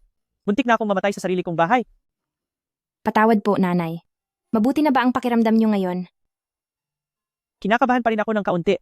Magluto ka ng sabaw para gumaan ang pakiramdam ko. Nanay, pero hindi po ako marunong magluto. Pero may alam akong masarap na kainan, pwede akong tumawag para magpa-deliver ng sabaw para sa inyo. Ayaw niya lang talagang manatili para samahan ako. Naghahanap lang siya ng pagkakataong makatakas. Hinding-hindi. Anong delivery? Gusto ko na ikaw mismo ang magluto para sa akin. Kahit pagluluto ay hindi mo alam, paano mo aalagaan ng mabuti ang anak ko. Nanay, siguradong magaling po kayong magluto, di ba? Paano kung ganito na lang po? Turuan niyo po ako. Bilang biyanan, hindi ako pwedeng mapahiya sa harap ng manugang ko. Sige, swerte mo ngayong araw. dahil personal kitang tuturuan. Ihanda mo na ang mga lulutuin. Sige po.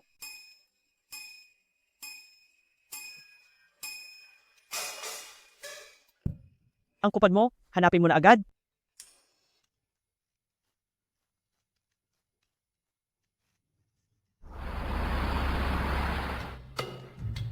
Iprito mo muna ang isda. Lagyan mo ng kaunting mantika. Pagkatapos ay lagyan mo ng malinis na tubig hanggang sa matakpan ang isda. At sa huli, 3 gramo ng asin, 2 gramo ng betsin, at 15 gramo ng cooking wine. Nanay, gaano po ba karami? Ang 3 gramo ng asin?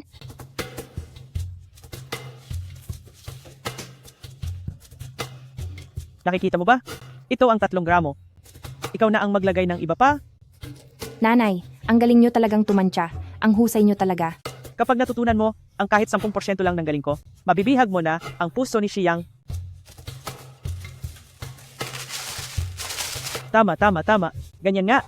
Ganyan mismo.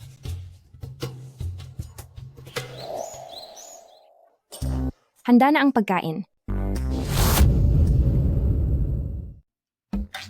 Wow! Mukhang masarap at kumpleto ang kulay at bango nito. Halika ma, uminom po kayo ng kaunti. Hindi ko rin alam kung ano ang lasa nito. Mabuti naman at naisipan mo ito dahil ikaw naman ang nagluto nito. Tikman mo muna. Salamat ma.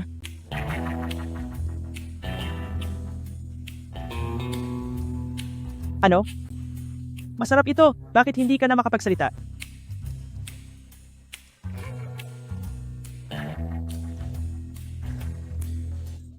Matuto ka na lang sa akin sa susunod. Siguradong mabibihag ang panlasa ni Shiyang. Ma, hindi ko pa po nasasabi sa inyo. Napakalat nito. Dali, bigyan mo ako ng tubig. Ang alat.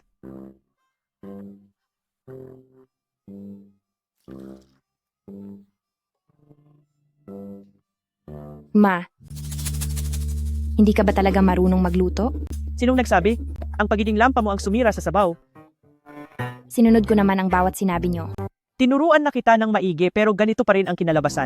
Napakabobo mo talaga. Sige, ma, kung ganyan lang ang tingin nyo sa akin, huwag nyo nang inumin ang tubig na ibinigay ko sa inyo. Mas masarap ang sabaw. Sa bagay, ibabad ito sa mainit na tubig. Lagyan ng kaunting-kaunting asin. Pwedeng pigain. Sabi ko na nga ba, kapag nasa labas ka, ikaw ang gumagawa ng sarili mong pagkatao. Ma, hindi ka lang talaga marunong magluto. Ikaw, anong tinatawa-tawa mo dyan? Kapag hindi pa kita dinisiplina, baka wala ka na talagang respeto sa akin na biyanan mo. Hindi mo na nga magawa ng maayos ang tungkulin mo bilang manugang, nagagawa mo pang pagtawanan ang biyanan mo. Tingnan mo, ipapalayas talaga kita kay Shiyang sa bahay na ito. O sige, hindi na ako tatawa. Simula nang dumating ka rito, ginawa mo nang magulo ang bahay na ito. Kailan ko naman ginawa iyon? Paanong hindi? Kahit pag-aalaga ng mga bulaklak ay hindi mo magawa ng tama, kapag nagsalita ako ng isa, sumasagot ka naman ng 10. Sumasakit na ang dibdib ko sa galit sa iyo. Hindi ko naman sinasadya. Sumasagot ka pa talaga? Pati pagluluto ay hindi mo rin magawa ng maayos. Ano ba talaga ang silbi mo?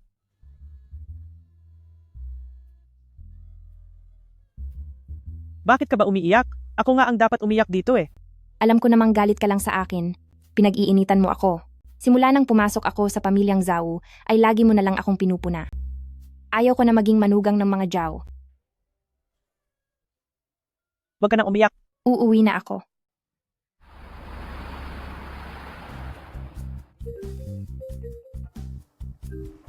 Hello?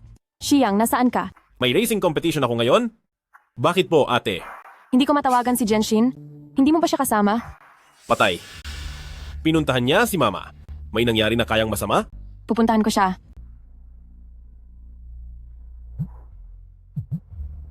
Bakit hindi mo sinasagot?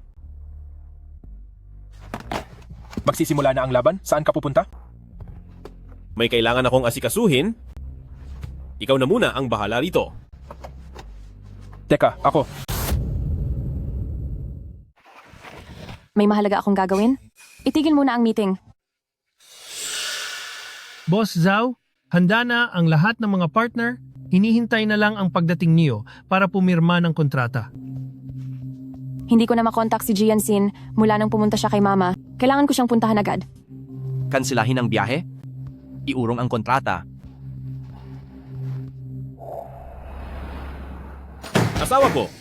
Asawa ko, ililigtas kita. Maliwanag ang sikat ng araw, ang mga bulaklak ay nakangiti sa akin. Sabi ng mga ibon, magandang umaga. Anong Bakit ka nangyayari? May suot na maliit na backpack? Huwag ka nang umiyak. Bakit ba iyak ka nang iyak? Nagtatrabaho ako ng napakatagal. Ipinagluto pa kita ng sabaw. Hindi mo na nga ito pinahalagahan. Pinagalitan mo pa ako. Hihintayin ko ang pagbabalik ni Zhu Xiyang para makipagdiborsyo sa kanya. Hindi maaari. Pakiusap, ito na ang hiling ko sa'yo. Pwede ba? Basta huwag ka lang umiyak. Kahit ano ay papayag ako. Talaga? Talaga, kahit ano ay gagawin ko. Ma, ang edad na 50 ay panahon para magsimula ng bagong hamon. Mag-debut ka na. Bakit ka may dalang maliit na backpack?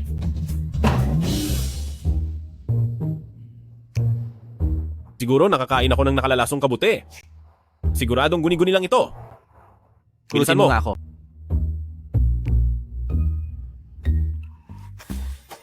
Xiyang ate, kuya, bakit kayo nandito? Jianxin, bakit hindi mo sinasagot ang tawag? Kasama ko lang si mama na naglilibang. Hindi ko lang napansin ang cellphone ko. Pinapunta ko lang si Jiangxin dito para turuan siya ng mga panuntunan. Napakahina kasi ng ulo niya. Wala siyang natututunan kahit ano, kaya tinuturuan ko siya. Sa totoo lang, napakabait ni mama sa akin. Nangako pa nga kaming magkasamang bubuhayin ang isang paso ng bulaklak. Tinuruan din niya akong magluto. Ito ang unang pagkakataon na nagluto ako ng sabaw ng isda. Napakahusay naman ng mahal ko. Nakagawa pa ng sabaw ng isda. Kung ganoon, kailangan ko itong matikman. Huwag.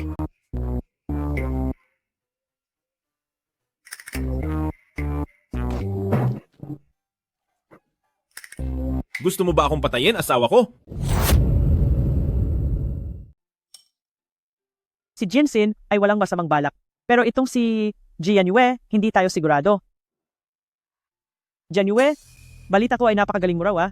Hindi ka pa kontento na si Xi Zheng ang bumubuhay sa iyo. Ma, kumain na po kayo. Itong isang ito ay mas masarap kaysa sa sabaw na iyon. Napagod ka buong araw, kaya kumain ka pa ng marami. Salamat po, ma. Si kuya at si ate ay sa wakas nagkaayos na rin. Kaya sana wag na silang paghiwalayin ni mama. Kapag nangyari iyon, makikipaghiwalay na naman sa akin si Jianxin. Ang isang babaeng laging nasa labas at napapabayaan ang bahay ay nagnanais pa sa negosyo ng pamilya. Ma, masarap din ang ulam na ito. Tikman niyo po ito. At huwag na po kayong masyadong magsalita. Masarap nga ang ulam na ito, kaya sa iyo na lang lahat. Salamat po, mami. Ang ginagawa mong iyan ay nagbibigay ng kahihiyan sa pamilya Zhao. Nagpapatakbo lang ako ng kumpanya. Wala naman akong espesyal na galing. Ang pagtataguyod sa pamilya ay hindi lang para sa mga lalaki. Ang pagmamahal na ibinibigay ng lalaki ay pwedeng bawiin anumang oras. Gusto ko lang patunayan na ang isang babae ay kaya ring itaguyod ang isang pamilya. Tama ang sinabi mo, ate. Idol talaga kita. Napakahusay ng pananaw ni ate. Hindi ko akalain na si Jianyue ay seryoso pala sa kanyang career. Ang lakas ng loob mo.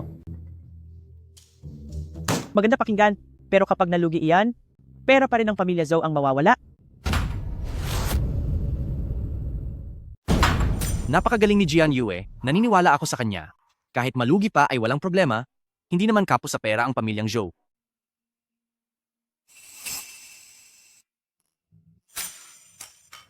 Nay, nakita ko ang ate ko. Ay mali, ang ate ko pala ang nakakita sa paglaki ko. Siya ang pinakamahusay na taong nakilala ko sa buong mundo. Dahil naglakas loob akong magtayo ng kumpanya, hindi ako takot na mabigo. Kahit na maging bigo man ito, may lakas ng loob pa rin akong magsimulang muli. Nabalitaan ko na nagsimula rin si nanay sa wala noon. Talagang hinahangaan ko po iyon. Marami pa po akong dapat matutunan sa inyo. Kung gayon, ay marami ka pang dapat matutunan. Patay na talaga? Hindi kaya magkagulo dahil sa pakikipagmatigasan ni ate kay nanay? Hindi pwedeng magkawatak-watak ang pamilyang ito. Tama, napakahusay ng sinabi ni ate. Talagang napakahusay ng sinabi mo. Anong mahusay doon? Hindi nga nagkamali si Jianxin, ang tanda mo na, pero hindi ka man lang seryoso sa buhay, maupo ka. Bakit ako lang ang pinapagalitan nyo? Wala naman. Akong sinabing masama?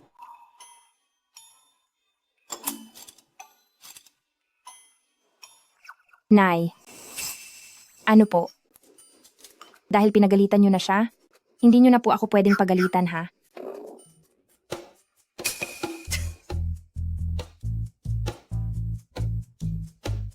Kumain na kayo?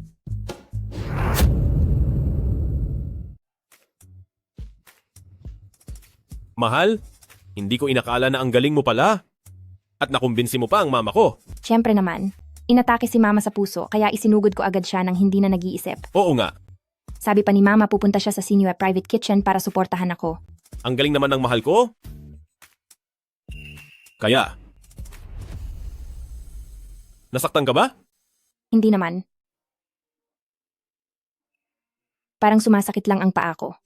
Baka naman napilay ka? Sa susunod, kailangan mong mag-ingat ng mabuti. Naintindihan ko. Halika, bubuhatin kita pa uwi.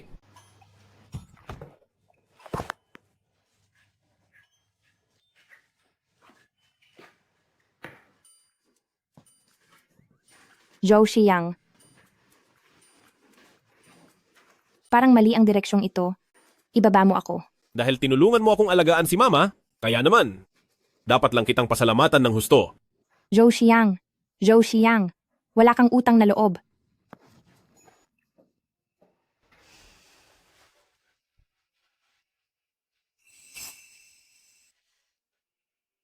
Zhou Shizeng. Hindi ba ako gusto ni Mama? Bakit mo naman nasabi yan? Napakagaling mong tao, paano may hindi magkakagusto sa iyo?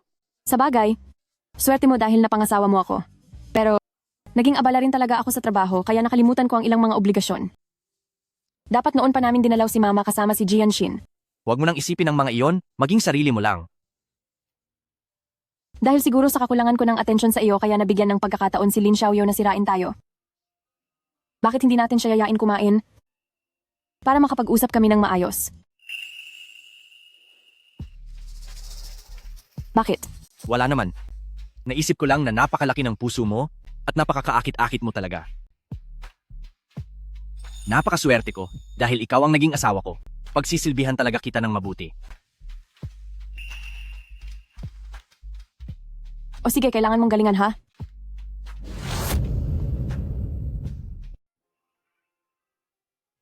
Tama ang sinabi ni Jianxin. May pag-asa pa basta't inaalaga ang mabuti. Tita, hindi pa naman patay ang halamang ito, pero mukhang lantang-lanta na. Gusto niyo po bang bilhan ko kayo ng bago? Inaalagaan na ni Jianxin ang halamang ito, kaya hindi mo na kailangang mag-alala pa. Masyadong padalos-dalos si Jianxin. Mabuti na nga kung hindi niya mapatay ang halaman. Si Jianxin ay tapat at kaibig-ibig, di hamak na mas mabuti kaysa sa mga taong plastik. Ang matandang ito, bakit niya pinagtatanggol si Jianxin? May kailangan ka ba? Dinalaw ko lang po kayo. Totoong walang masamang balak si Jianxin, pero iba naman si Jianyue. Pinapabayaan niya si Azheng, at gusto pa niyang magtrabaho sa labas. Dapat ding magkaroon ng sariling career ang mga babae. Anong panahon na ba ngayon? Bata ka pa pero bakit mas makaluma pa ang isip mo kaysa sa akin? Tita, ipinagtatanggol ko lang naman si Azheng. Sige na, medyo napapagod na ako, umuwi ka na muna. Aalis na po ako. Magpahinga po kayo ng mabuti. Sige.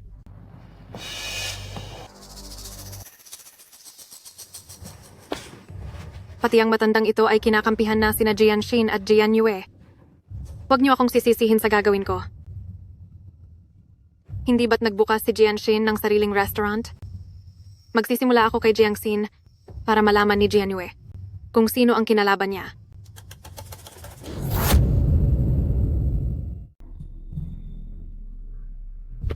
Gawin mo iyan ng palihim. Siguradong may makukuha kang gantimpala kapag natapos ito ng maayos. Huwag kang mag-alala. Siguradong pinakamatapang na gamot ang ilalagay ko para magtahi sila ng 3 araw at 3 gabi. Pagkatapos ay isusumbong ko ang restaurant nila dahil sa issue sa kaligtasan ng pagkain para tuluyang magsara ang restaurant ni Jianshin at mapabagsak si Jian Yue.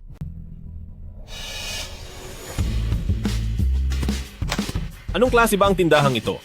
Ayoko na sa tindahang ito. Hindi pwede ang bulok na tindahang ito. Nakaka-excite talaga kapag iniisip ko ito.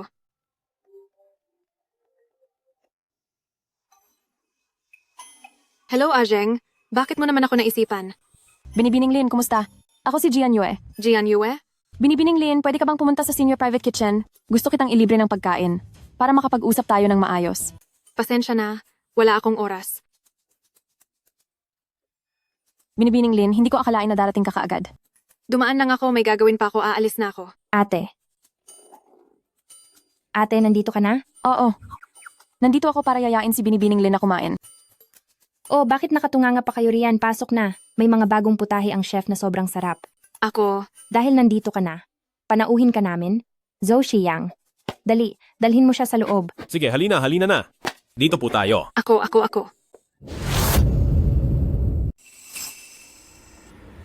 Hindi ko alam kung nailagay na ang gamot. Wala kayang problema sa mga pagkain ito? Inimbitahan ko si Binibining Lin dito ngayon dahil gusto kong maging malinaw ang lahat. Maayos ang relasyon namin ni Shizeng. Sana rin ay makalimutan na ni Binibining Lin ang nakaraan at huwag na kaming guluhin pa. Napakaganda ng sinabi ni ate. Dahil napakahusay ni Binibining Lin, tiyak na makakahanap ka ng taong magmamahal sa iyo. Tama. Binibining Lin, basta't huwag mo lang papahirapan ang ate ko. Maari tayong maging magkaibigan. Ano ba ang gusto mong kainin? Kaya kong iluto ang kahit na ano para sa iyo. Masarap ang mga pagkain dito sa resto. Sige, tikman mo na. Oo nga, tingnan mo rin kung mayroon kang anumang mungkahi para sa aming tindahan. Sige. Nakakainis. Kanina pa nailagay ang gamot? Bakit wala pa ring customer na nabibiktima? Hindi naman siguro ako ganito kamalas. Pumayag nga si Binibining Lin sa salita, pero wala naman siyang kinakain kahit isang kagat. Posible kayang may laso ng pagkain ito? Paano mangyayari iyon? Hindi. Eh di kainin mo na. Sige.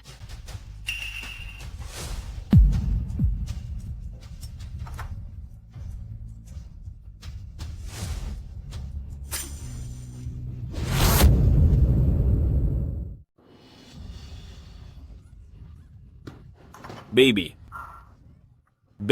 Pasensya na talaga. May sipon kasi ako ngayon kaya para hindi kayo mahawa ay uuwi na muna ako. Si Jian Yue ay napakabait na inilibre ka at si Jian Xin ay malugod ka ring tinanggap. Ano pa ba ang hindi mo ikinatutuwa? Binibining Lin, kung ayaw mong makipag-ayos ay maaari mo namang sabihin ng diretso. Hindi na kailangang gumawa pa ng mga ganitong kalokohan. Alam ko na. Ayaw mong kumain dahil gusto mo pa ring maging kabit ng bayaw ko. Sabi ko na nga ba, hindi mo pa rin malimutan ang kuya ko at gusto mo pang sumira ng pamilya ng iba? Ang bata-bata mo pa pero kung ano-ano ang ginagawa mo. Bakit gustong-gusto mong maging kabit? Hindi po. Hindi po talaga. Wala akong ginagawa. Kakainin ko na. Kakain na ako. Kakainin ko na talaga. Ayos lang. Kung gusto mo ay kumain ka pa ng marami. Sa iyo na ang buong platong ito. At walang makikipag-agawan sa iyo. Kanina pa nailagay ang gamot. Siguro ay may nakakain na noon. Hindi naman siguro ako ganoon kamalas.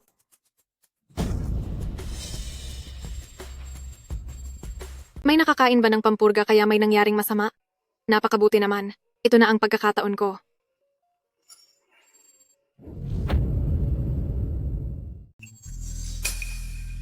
Mahal ko? Papayag ka bang magpakasal sa akin?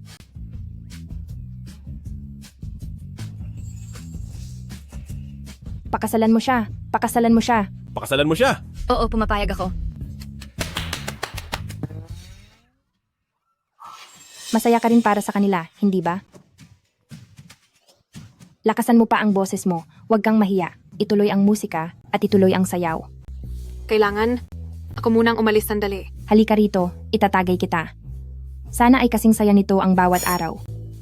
Sandali, kailangan ko munang umalis. Tama ang sinabi ng asawa ko. Mula ngayon, kalimutan na natin ang lahat ng mga hindi magandang nangyari. Halika, uminom tayo. Gusto ko lang munang umalis. Binibining Lin, ubusin mo ang basong ito upang kalimutan na natin ang ating mga alitan sa nakaraan. Gusto ko munang umalis sandali. Magkakilala naman tayo dati. Masaya na ang buhay may asawa ko ngayon at sana ay kalimutan mo na rin ang nakaraan para maging maayos ang takbo ng buhay mo. Para sa iyo. Zheng, hindi ako naniniwala sa iyo.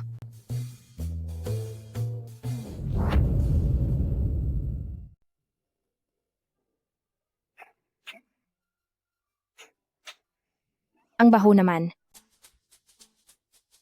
May problema ba si Binibining Lin sa tiyan niya? Sobrang baho naman ito. Kakakain lang niya ng mga pagkain dito sa resto natin. Baka may problema ang mga pagkain ito. Hindi maaari. Ang lahat ng mga sangkap na ito ay personal kong sinuri ng mabuti, kaya walang magiging problema rito. Kung problema nga ito sa kaligtasan ng pagkain, kailangang imbestigahan natin ito ng mabuti hanggang dulo. Tutal tayo ang nag-imbita sa kanya na kumain dito, kaya hindi tayo pwedeng mapulaan ng ibang tao. Oo. Tama yan. Binibining Lin, ayos ka lang ba? Naghihinala kami na baka may naging problema sa kaligtasan ng pagkain dito sa resto. Para sa iyong kaligtasan, plano naming suriin ng maigi ang mga pagkain dito sa shop. Hindi po, wag na po, ayos lang ako, totoo, ayos lang talaga ako. Hindi nila pwedeng malaman. Kapag nahuli nila ako, yari na ako. Paanong hindi pwede? Kumain ka rito sa resto namin, kaya kailangan naming maging responsable sa iyo.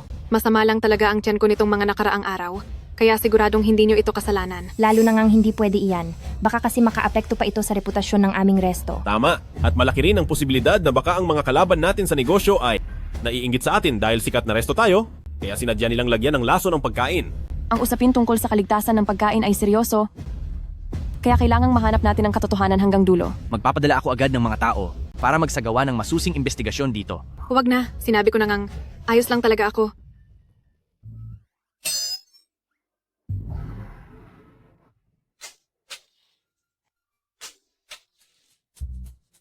Binibining Lin, hindi ko akalain na ganito ka pala kabait. Huwag kang mag-alala, siguradong mahahanap ko ang masamang taong gumawa nito sa iyo.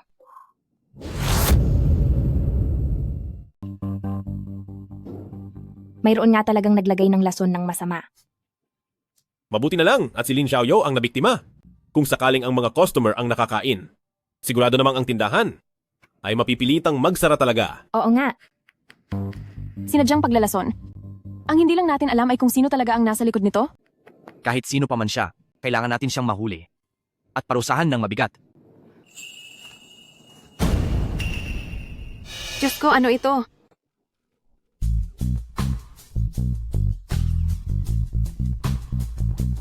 Grabe ang sinapit ni Binibining Lin na naging ganito. Napakasama talaga ng taong naglagay ng lason. Oo. Sa totoo lang, ang pagkain ito ay para sana maayos ang hindi pagkakaunawaan kay Binibining Lin. Pero ngayon, napahamak patuloy siya. Kailangan nating magpaliwanag ng maayos sa kanya dahil baka isipin niyang ang buong pamilya natin ang nananakit sa kanya. Para sa reputasyon ng ating kainan at ni ate, tayo ay hindi pwedeng manatiling nanonood lang, di ba? Ginoong Zhao, nahanap na po namin ang taong naglagay ng lason sa video.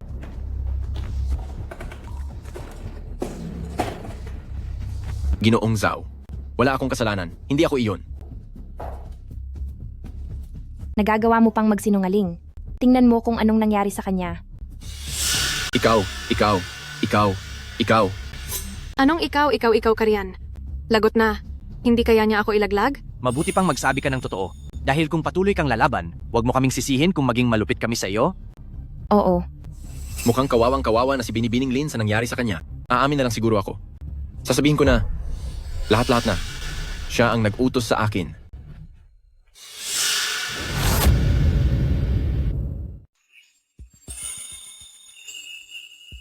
Anong pinagsasabi mong kalokohan?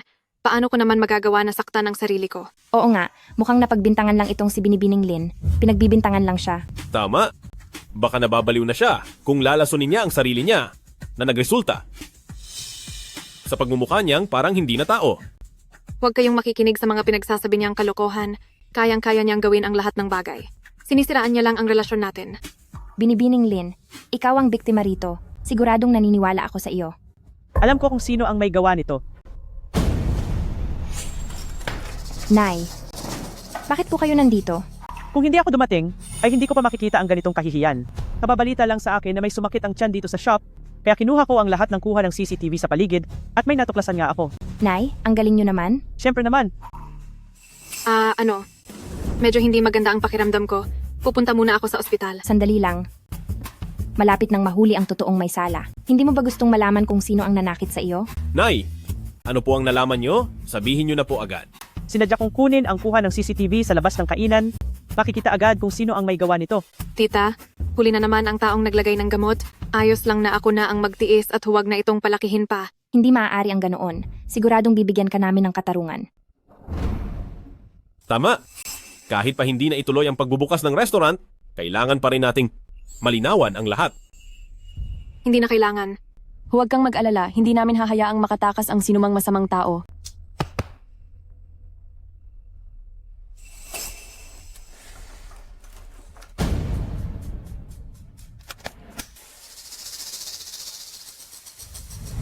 Ay, ito.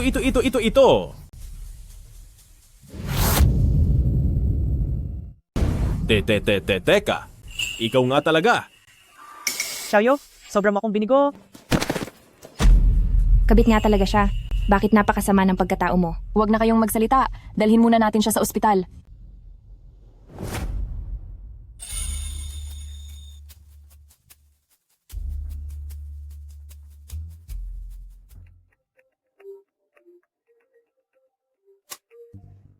Hello? Wala kang balak magbayad, di ba? Huwag mong isiping hindi ka namin mahahanap. Nandito na kami sa Huaxia. Sige, pumunta kayo rito. Akala niyo ba takot ako sa inyo? Sina Jianshin at Jian Yue ang may kasalanan ng lahat. Bakit sila walang nangyayaring masama? Habang ako ay nagdurusa ng ganito, maghintay lang kayo. Hinding-hindi ko sila hahayaang mamuhay ng matiwasay.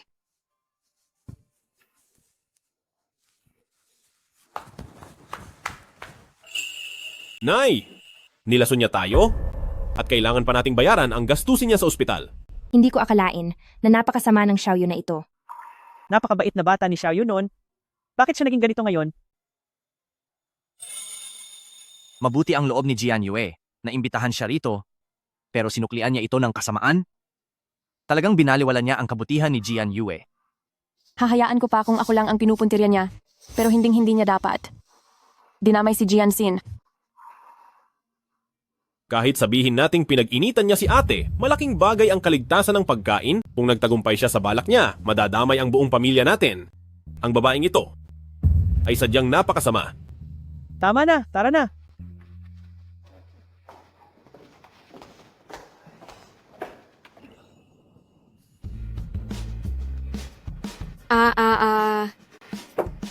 Hindi rin naman mabubuti ang pamilya Zhou. Tinrato nila ako ng ganito. Balang araw, pagsisihan din nila ang lahat.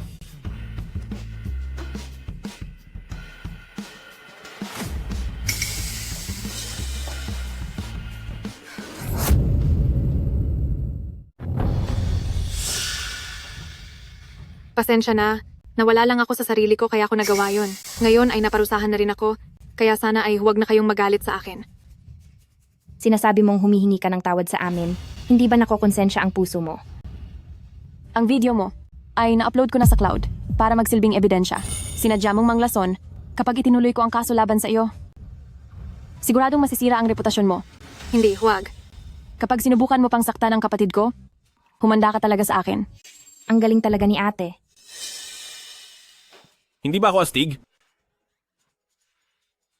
Sasabihin ko ito sa huling pagkakataon, hinding-hindi kita minahal kailanman. Ang mahal ko ay ang asawa kong si Jian Yue.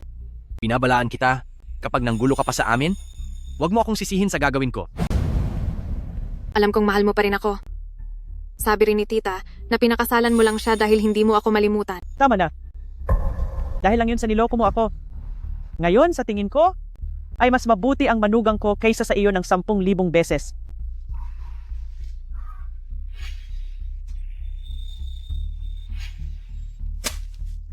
Ang bayad sa ospital, huwag mong kalimutang ilipat sa account ko. Alis na tayo.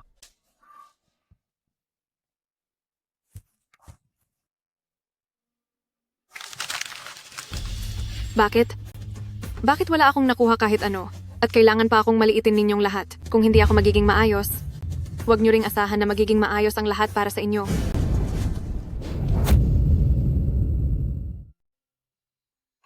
Dati ay may masama akong tingin sa inyo. At hindi ko matanggap sina Jianshin at Jian Yue. Ngayong nakikita ko na, ang pakasalan kayong dalawang magkapatid. Ay swerte para sa dalawang makulit na batang ito. Halika kayo rito. Ma, may mga pagkakamali rin naman kami ni Jianxin. Napakabait ninyo. Nirerespeto po namin kayo.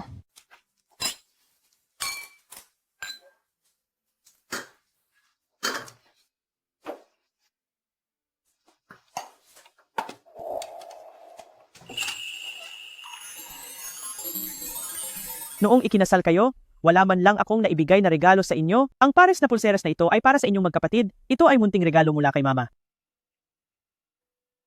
Wow, ang ganda naman.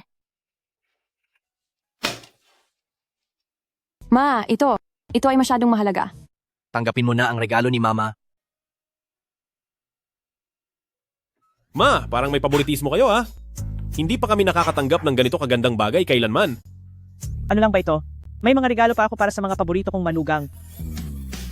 Meron pa? Ito ang mga share sa Zoe Group. Napirmahan ko na ang mga papel. 20% bawat isa. Tama ba ito?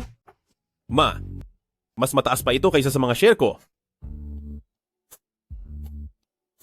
Kapag hindi naging mabuti sa inyo ang dalawang lalaking ito, palayasin nyo lang sila sa bahay. Tingnan natin kung magagawa mo pa akong apihin sa susunod. Salamat po, Ma. Kapag binigyan nyo na ako ng malulusob na apo, magkakaroon pa ng higit pa riyan. Eh paano naman ako? Sa paggawa ng apo, ay kailangan din namin ng kuya ko na magsumikap. Hindi naman pwedeng pagtrabahuhin ang kalabaw nang hindi pinapakain, di ba? Wala ka bang hiya? Sige na, lahat kayo ay magkakaroon. Anong ginagawa mo? Kailangan ko ring galingan, di ba? Sa pagkakataong ito, ay hindi ko hahayaang maunahan ako ni kuya.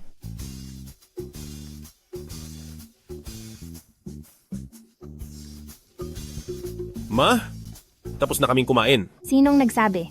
Ibaba mo ako.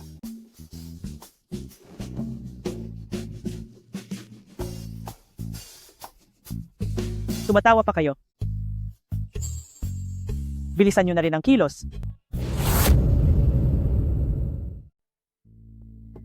Tita.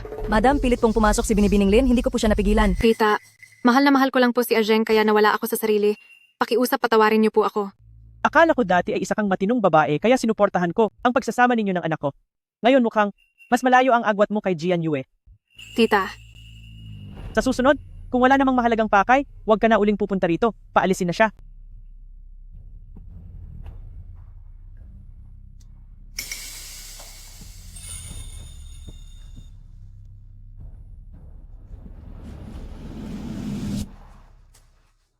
Lin Xiaoyu, napakalaki ng utang mo sa amin at ayaw mo pang magbayad? Akala mo ba ay hindi kita mahahanap? Bayaran mo na kami agad. Di ba sinabi ko nang maghintay pa kayo ng kaunti? Magiging young mistress na ako ng pamilya Zhao? Sa tingin niyo ba ay hindi ko mababayaran ang barya ninyong ito? Pwe, matagal na naming inimbestigahan. Hindi ikaw ang young mistress ng pamilya Zhou. Gusto mo pa kaming lokohin. Oo nga. Kung hindi ka magbabayad, hindi ka makakaalis dito. Bitawan niyo ako. Sisigaw talaga ako. Sige, sumigaw ka. Saklolo, saklolo. Saklolo, saklolo, saklolo. Hindi ba si Binibining Lin iyon? Bakit siya kinakaladkad ng ilang lalaki? Hindi maaari. Kahit na may galit ako sa kanya, hindi ko kayang pabayaan na lang siya sa panganib. Saklolo, saklolo, saklolo.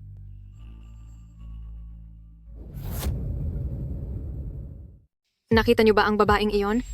Isa siyang mayamang may bahay ng isang malaking pamilya. Siya ang pinakamatalik kong kaibigan. Alam ko, siya ang misis ng pamilya Zhao. Napakalapit ng samahan naming dalawa at ngayon ay papakiusapan ko siyang bayaran ang utang ko. Kung hindi niyo ako bibitawan, kapag lumala ang sitwasyon, pareho lang kayong mawawalan ng pera at tao at wala kayong makukuha kahit isang kusing.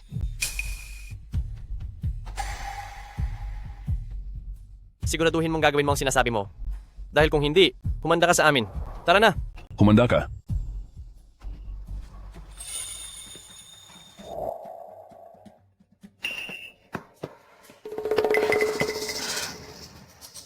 Sino ba ang mga taong iyon? Ang mga taong iyon ang may utang sa akin, imbes na magbayad, sila pa ang laging nanghihingi ng pera sa akin. Isang mahinang babae lang ako, ano ba ang magagawa ko? May ganoon palang nangyayari? Ngayon, ang mga may utang na ang parang hari, ano ba ang magagawa ko? Alam ko na noong una, ay marami akong nagawang pagkakamali. At dahil pumunta ka para tulungan ako, sobra talaga akong nagpapasalamat. Walang anuman iyon. Basta't magbago ka na at wag nang maging kabit, mananatili tayong magkaibigan. Huwag kang mag-alala, gagawin ko iyon. Bakit naman ako magiging kabit? Si Jian Yue ang totoong kabit. Kung hindi dahil sa inyo, matagal na sana kaming nagkabalikan ni A. Zheng. Dahil kusang loob kang pumunta rito, ikaw na ang magbayad ng utang para sa akin. Total, kayong magkapatid naman ang may utang sa akin. Halo sa inyong lahat, ako si Sinbao, namiss niyo ba ako? Ito ang bagong putahe ng aming tindahan. Gaya ng nakagawian, ang mga fans muna ang mauunang kumain. Anong kain-kain? Umalis na kayo rito. Alis na rito. Layas na, bilis. Ano bang ginagawa ninyo? Lumabas kayo ngayon din. Mukhang malakas ang negosyo nyo, ah. Makaalis din naman kami. Basta ibigay mo ang pera. Maganda ang negosyo, ah. Ayos lang na paalisin kami. Ibigay mo lang ang pera. Kilala mo naman si Lin Xiaoyu, di ba? Nitong mga nakaraang araw, ay madalas kaming mag-usap. Ayun naman pala. Ibigay mo sa amin ang pera. At aalis na kami. Grabe na talaga ang panahon ngayon. Yung may utang pa ang may ganang pumunta rito para manakot. Hindi gaano magaling ang Chinese ko. Ano ang ibig niyang sabihin? Kung ano-anong pananakot at kung ano-anong tungkol sa nagpapautang. Tama? Kapag hindi ka nagbayad, ay huwag mo nang asahang makakapagnegosyo ka pa. Sinasabi ko sa inyo, naka-livestream ako ngayon. Kung magpapatuloy pa kayo sa panggugulo, ay tatawag ako ng pulis. Subukan mo lang. Boss, tandaan mong nasa China tayo. Mas mabuting wag na nating palakihin ang gulo. Tama. Baka pwedeng makipag-usap muna tayo sa kanya? Huwag mo akong takutin. Sabihin mo na lang, paano mo kami babayaran?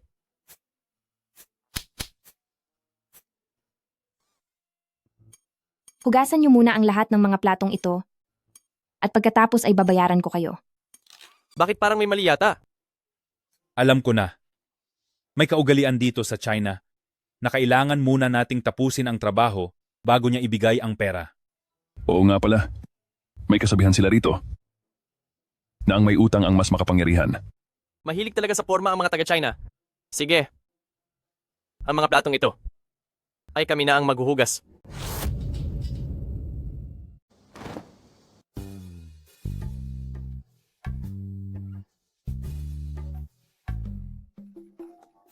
Magsumikap ka, gamit ang sarili mong mga kamay. Magbagong buhay ka na.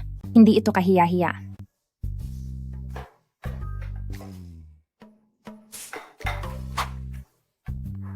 Blondie, mali ang porma mo. Hindi malinis ang mga hinuhugasan mong plato. Tingnan mo yung katabi mo. Madalas akong tumutulong kay nanay sa gawaing bahay sa amin.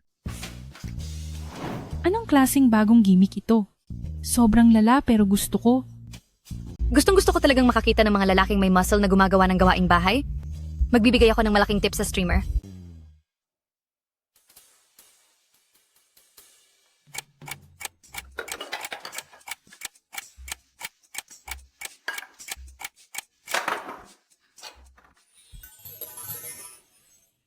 Tapos na ang trabaho. Bayad na.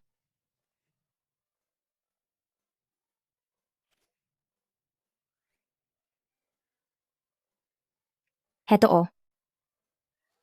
Pagbalik mo sa probinsya ay maghanap ka ng maayos na trabaho ha. 1,600 piso? Akala mo ba sa amin ay mga pulubi? Pinaglalaruan mo ba kami? 4,800 piso. 4,800? Bibigyan kita ng 4,800. Dalhin niyo siya. Saklolo, anong gagawin nyo?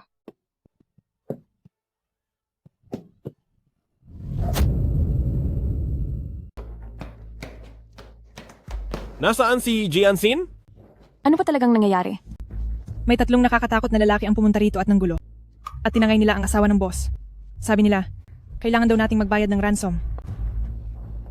Sino ba ang kinalaban ni Jianshin? Para saktan siya ng ganito? Kasama ko na si Jianxin, bata pa lang siya. Hindi pa siya nakaranas ng anumang hirap. Sana naman. Hindi pa hirapan ng mga kidnapper na iyon ang asawa ko. Takot pa naman siya sa sakit. Ano na ang gagawin natin? Kapag hindi kami nakakuha ng pera ngayong araw, bubugbugin ka namin ng husto. Bilis? Kailangan nating iligtas si Jianxin agad. Kung gusto ninyong makakuha ng pera mula sa pamilyang Zhao, dapat pagsilbihan ninyo ako ng maayos. Kapag pumayat ako, pumangit o tumaba at hindi na nagbayad ang pamilyang Zhao, wala kayong makukuha kahit isang kusing. Ayos lang ba? Ang lakas nito sa inyo?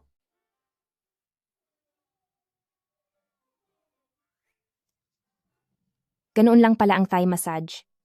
Gusto ko ng prutas. Sige po.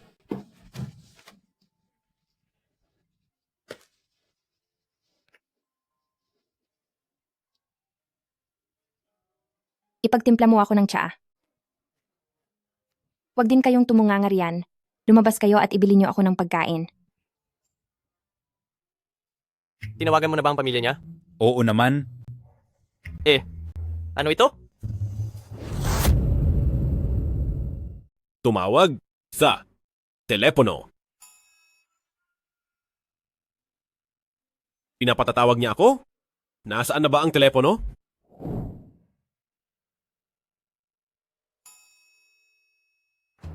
Tawagan mo si Lin Xiaoyu. Boss, ang talino niyo talaga. Umalis ka nga rito.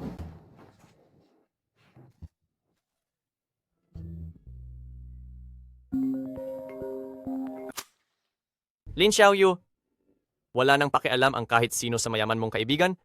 Bayaran mo na ang utang mo. Bakit ka ba nagmamadali? May darating din para hanapin kayo mamaya. Huwang Mao, Hindi na ako makapaghintay. Hindi ko na talaga ito kaya. Masyado naman yatang mabilis na hindi na kaya ni Jianshin. Napakabuti. Mukhang mayroon nga silang paraan. Hindi ba madali lang papuntahin dito ang mga tao mula sa pamilya Zhou? Basta't kumalat lang ang balitang ito sa lahat. Siguradong maglalabas ng pera ang pamilya Zhou para tubusin siya. Sige na nga. Huwang Mao. Nasaan na ang tsaa ko? Heto na, heto na. Kayong dalawa, halik kayo rito. Lin Xiaoyu, gawin nating malaking gulo ito. Paano kung sumabay tayo sa uso at mag-livestream din kaya tayo? Oo nga naman. Ganito ang gagawin natin. I-livestream natin ang kidnapping na ito. Kidnap? Gagawin natin yan. Ayos na. Okay na. Dito ba magsasalita? Halo sa inyong lahat. Ito ang aming livestream room. Siya ang aming bihag at ako naman ang kidnapper. Wow, ang ganda naman ng trato sa kanya. Gusto ko ring maging bihag. Paano ba sumali sa inyo? Naghihintay ng kidnapper. Nakaabang online. Medyo nagmamadali na ako. Ano ito? Iyan ay mga donasyon. May nagpapadala na sa atin ng mga regalo. Kung ganoon, pwede na tayong umuwi. Pwede na tayong umuwi. Bakit ba kayo nakatayo lang diyan ng tulala? Ang mga manonood na nagbibigay ng tips ay ang mga nagpapakain sa atin. Dapat kayong bumawi sa kanila. Ano po ba ang dapat naming gawin? May mga talento ba kayo? Ipakita nyo. Talento? Ako, marunong akong maghula dance. Sige, magsayaw ka. Marunong po akong kumanta. Kayong dalawa? Ako, marunong akong mag-hand roll dance. May regalo na naman. Bilis, bilis, bilis, bilis, bilis. Mga kapamilya, mga kapamilya, mga kapamilya. Ipakita nyo na ang lahat ng mga espesyal na talento nyo.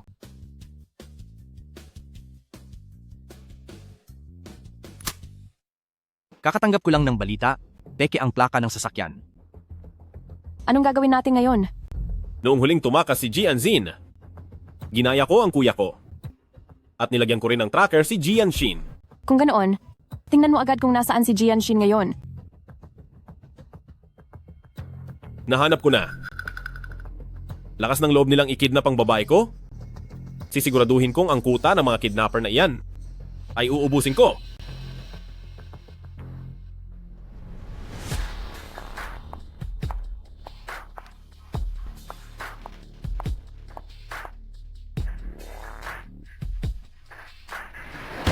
Sawadika.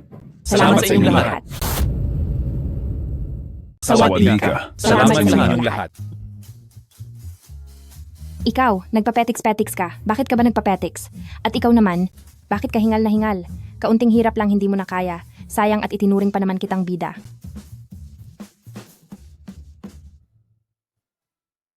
Ate, hindi mo alam kung gaano karaming hirap ang dinanas ko.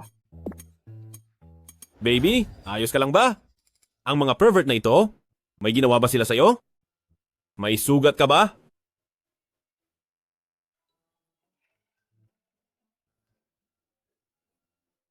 Bakit parang tumaba ka pa? Ano ba talaga ang nangyayari rito?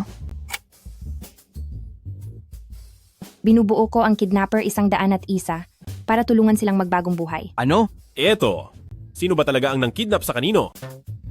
Sa wakas may dumating din mula sa pamilya niya. Pakiusap kunin niyo na siya, hindi na namin kaya. Teka lang boss, huwag mong kalimutan ang pakay natin.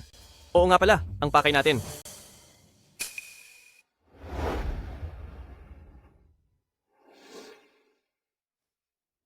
Binibining Jian, hindi mo pa itinuturo sa amin kung paano mag-withdraw gamit ang cellphone?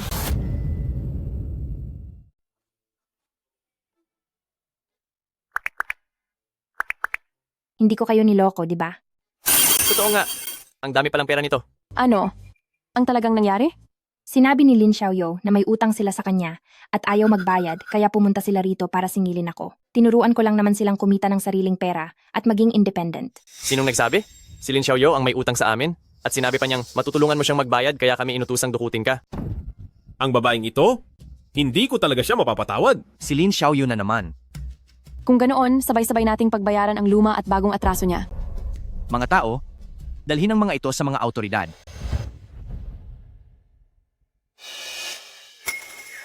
Binibining Lin, saan ka pupunta ng ganyang nagmamadali? Marahil ay nalaman mong nabunyag na ang lahat at tatakas ka dala ang pera? Kayo, ang nakilala niyo ako? Ikaw na masamang babae ka, nagawa mo talagang magbayad ng tao para dukutin ako. Pinabayaan na kita noong nakaraan, pero naglakas loob ka pang galawin si Jianxin. Sa pagkakataong ito, wala nang makapagliligtas sa iyo.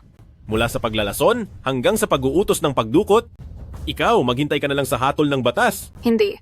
Kayo ang nagtulak sa akin na gawin ito. Kasalanan mo ang lahat ng nangyayaring ito sa iyo. Zheng, wala akong nakuha nung magkasama pa tayo. Kung hindi dahil kay Jian Yue, ako sana ang naging Mrs. Zhou. Karapat-dapat lang na pagbayaran ng magkapatid na iyan ang mga utang ko. Kahit wala pa ang ate ko, hinding-hindi magsasama ang bayaw ko sa isang masama at malupit na babaeng gaya mo. Jiangxin, hindi ba sabi mo ay pupwede tayong maging magkaibigan? Pakiusap, bigyan mo pa ako ng isa pang pagkakataon. Binigyan na kita ng pagkakataon, pero sadyang wala kang kuwenta. Xiang, noong magkarelasyon pa kami ng kuya mo, hindi ba't gustong-gusto mo akong maging ate? Marami ka bang nakain na nakalalasong kabute? Kaya ka nagdedeliryo? Ako, Janue, patawad. Nawala lang ako sa katinuan. Pwede mo ba akong bigyan ng isa pang pagkakataon? Aalis na ako agad ng bansa ngayon din, at hinding-hindi na babalik. Ang mga salitang iyan, ay sabihin mo na lang sa pulis. Kung maghihirap ako, hindi ko rin kayo hahayaang maging masaya. Isinusumpa ko kayo. isinusumpa mo pa kami. Sino ka ba sa akala mo? Akala mo ba tatalabang sumpa mo? Mahal. Bakit? Mahal? Hindi kaya. Totoong tinatablan ka na ng sumpa ng baliw na babaeng iyon? Nahihirapan ako.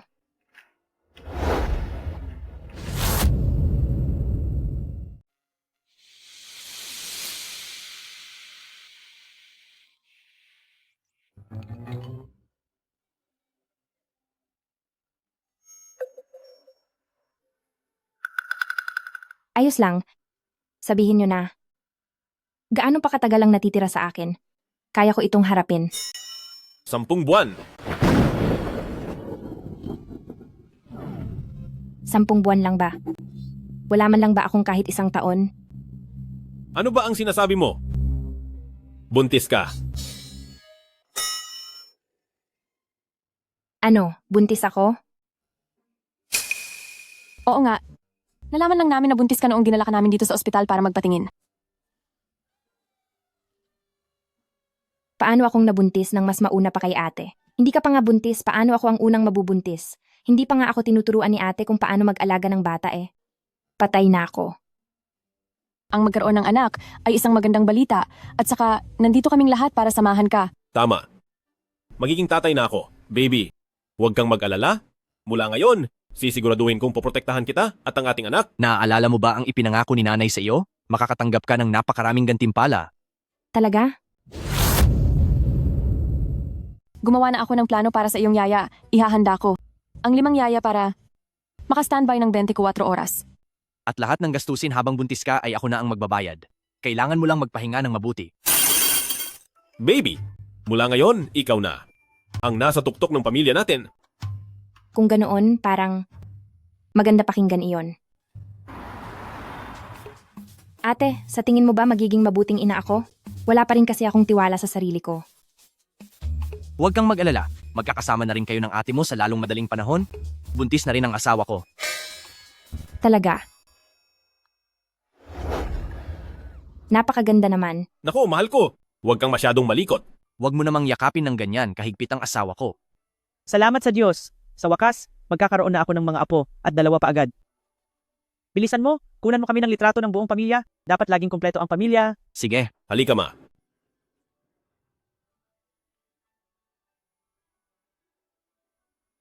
Sige, ihanda ang sarili. 3, 2, 1. Smile.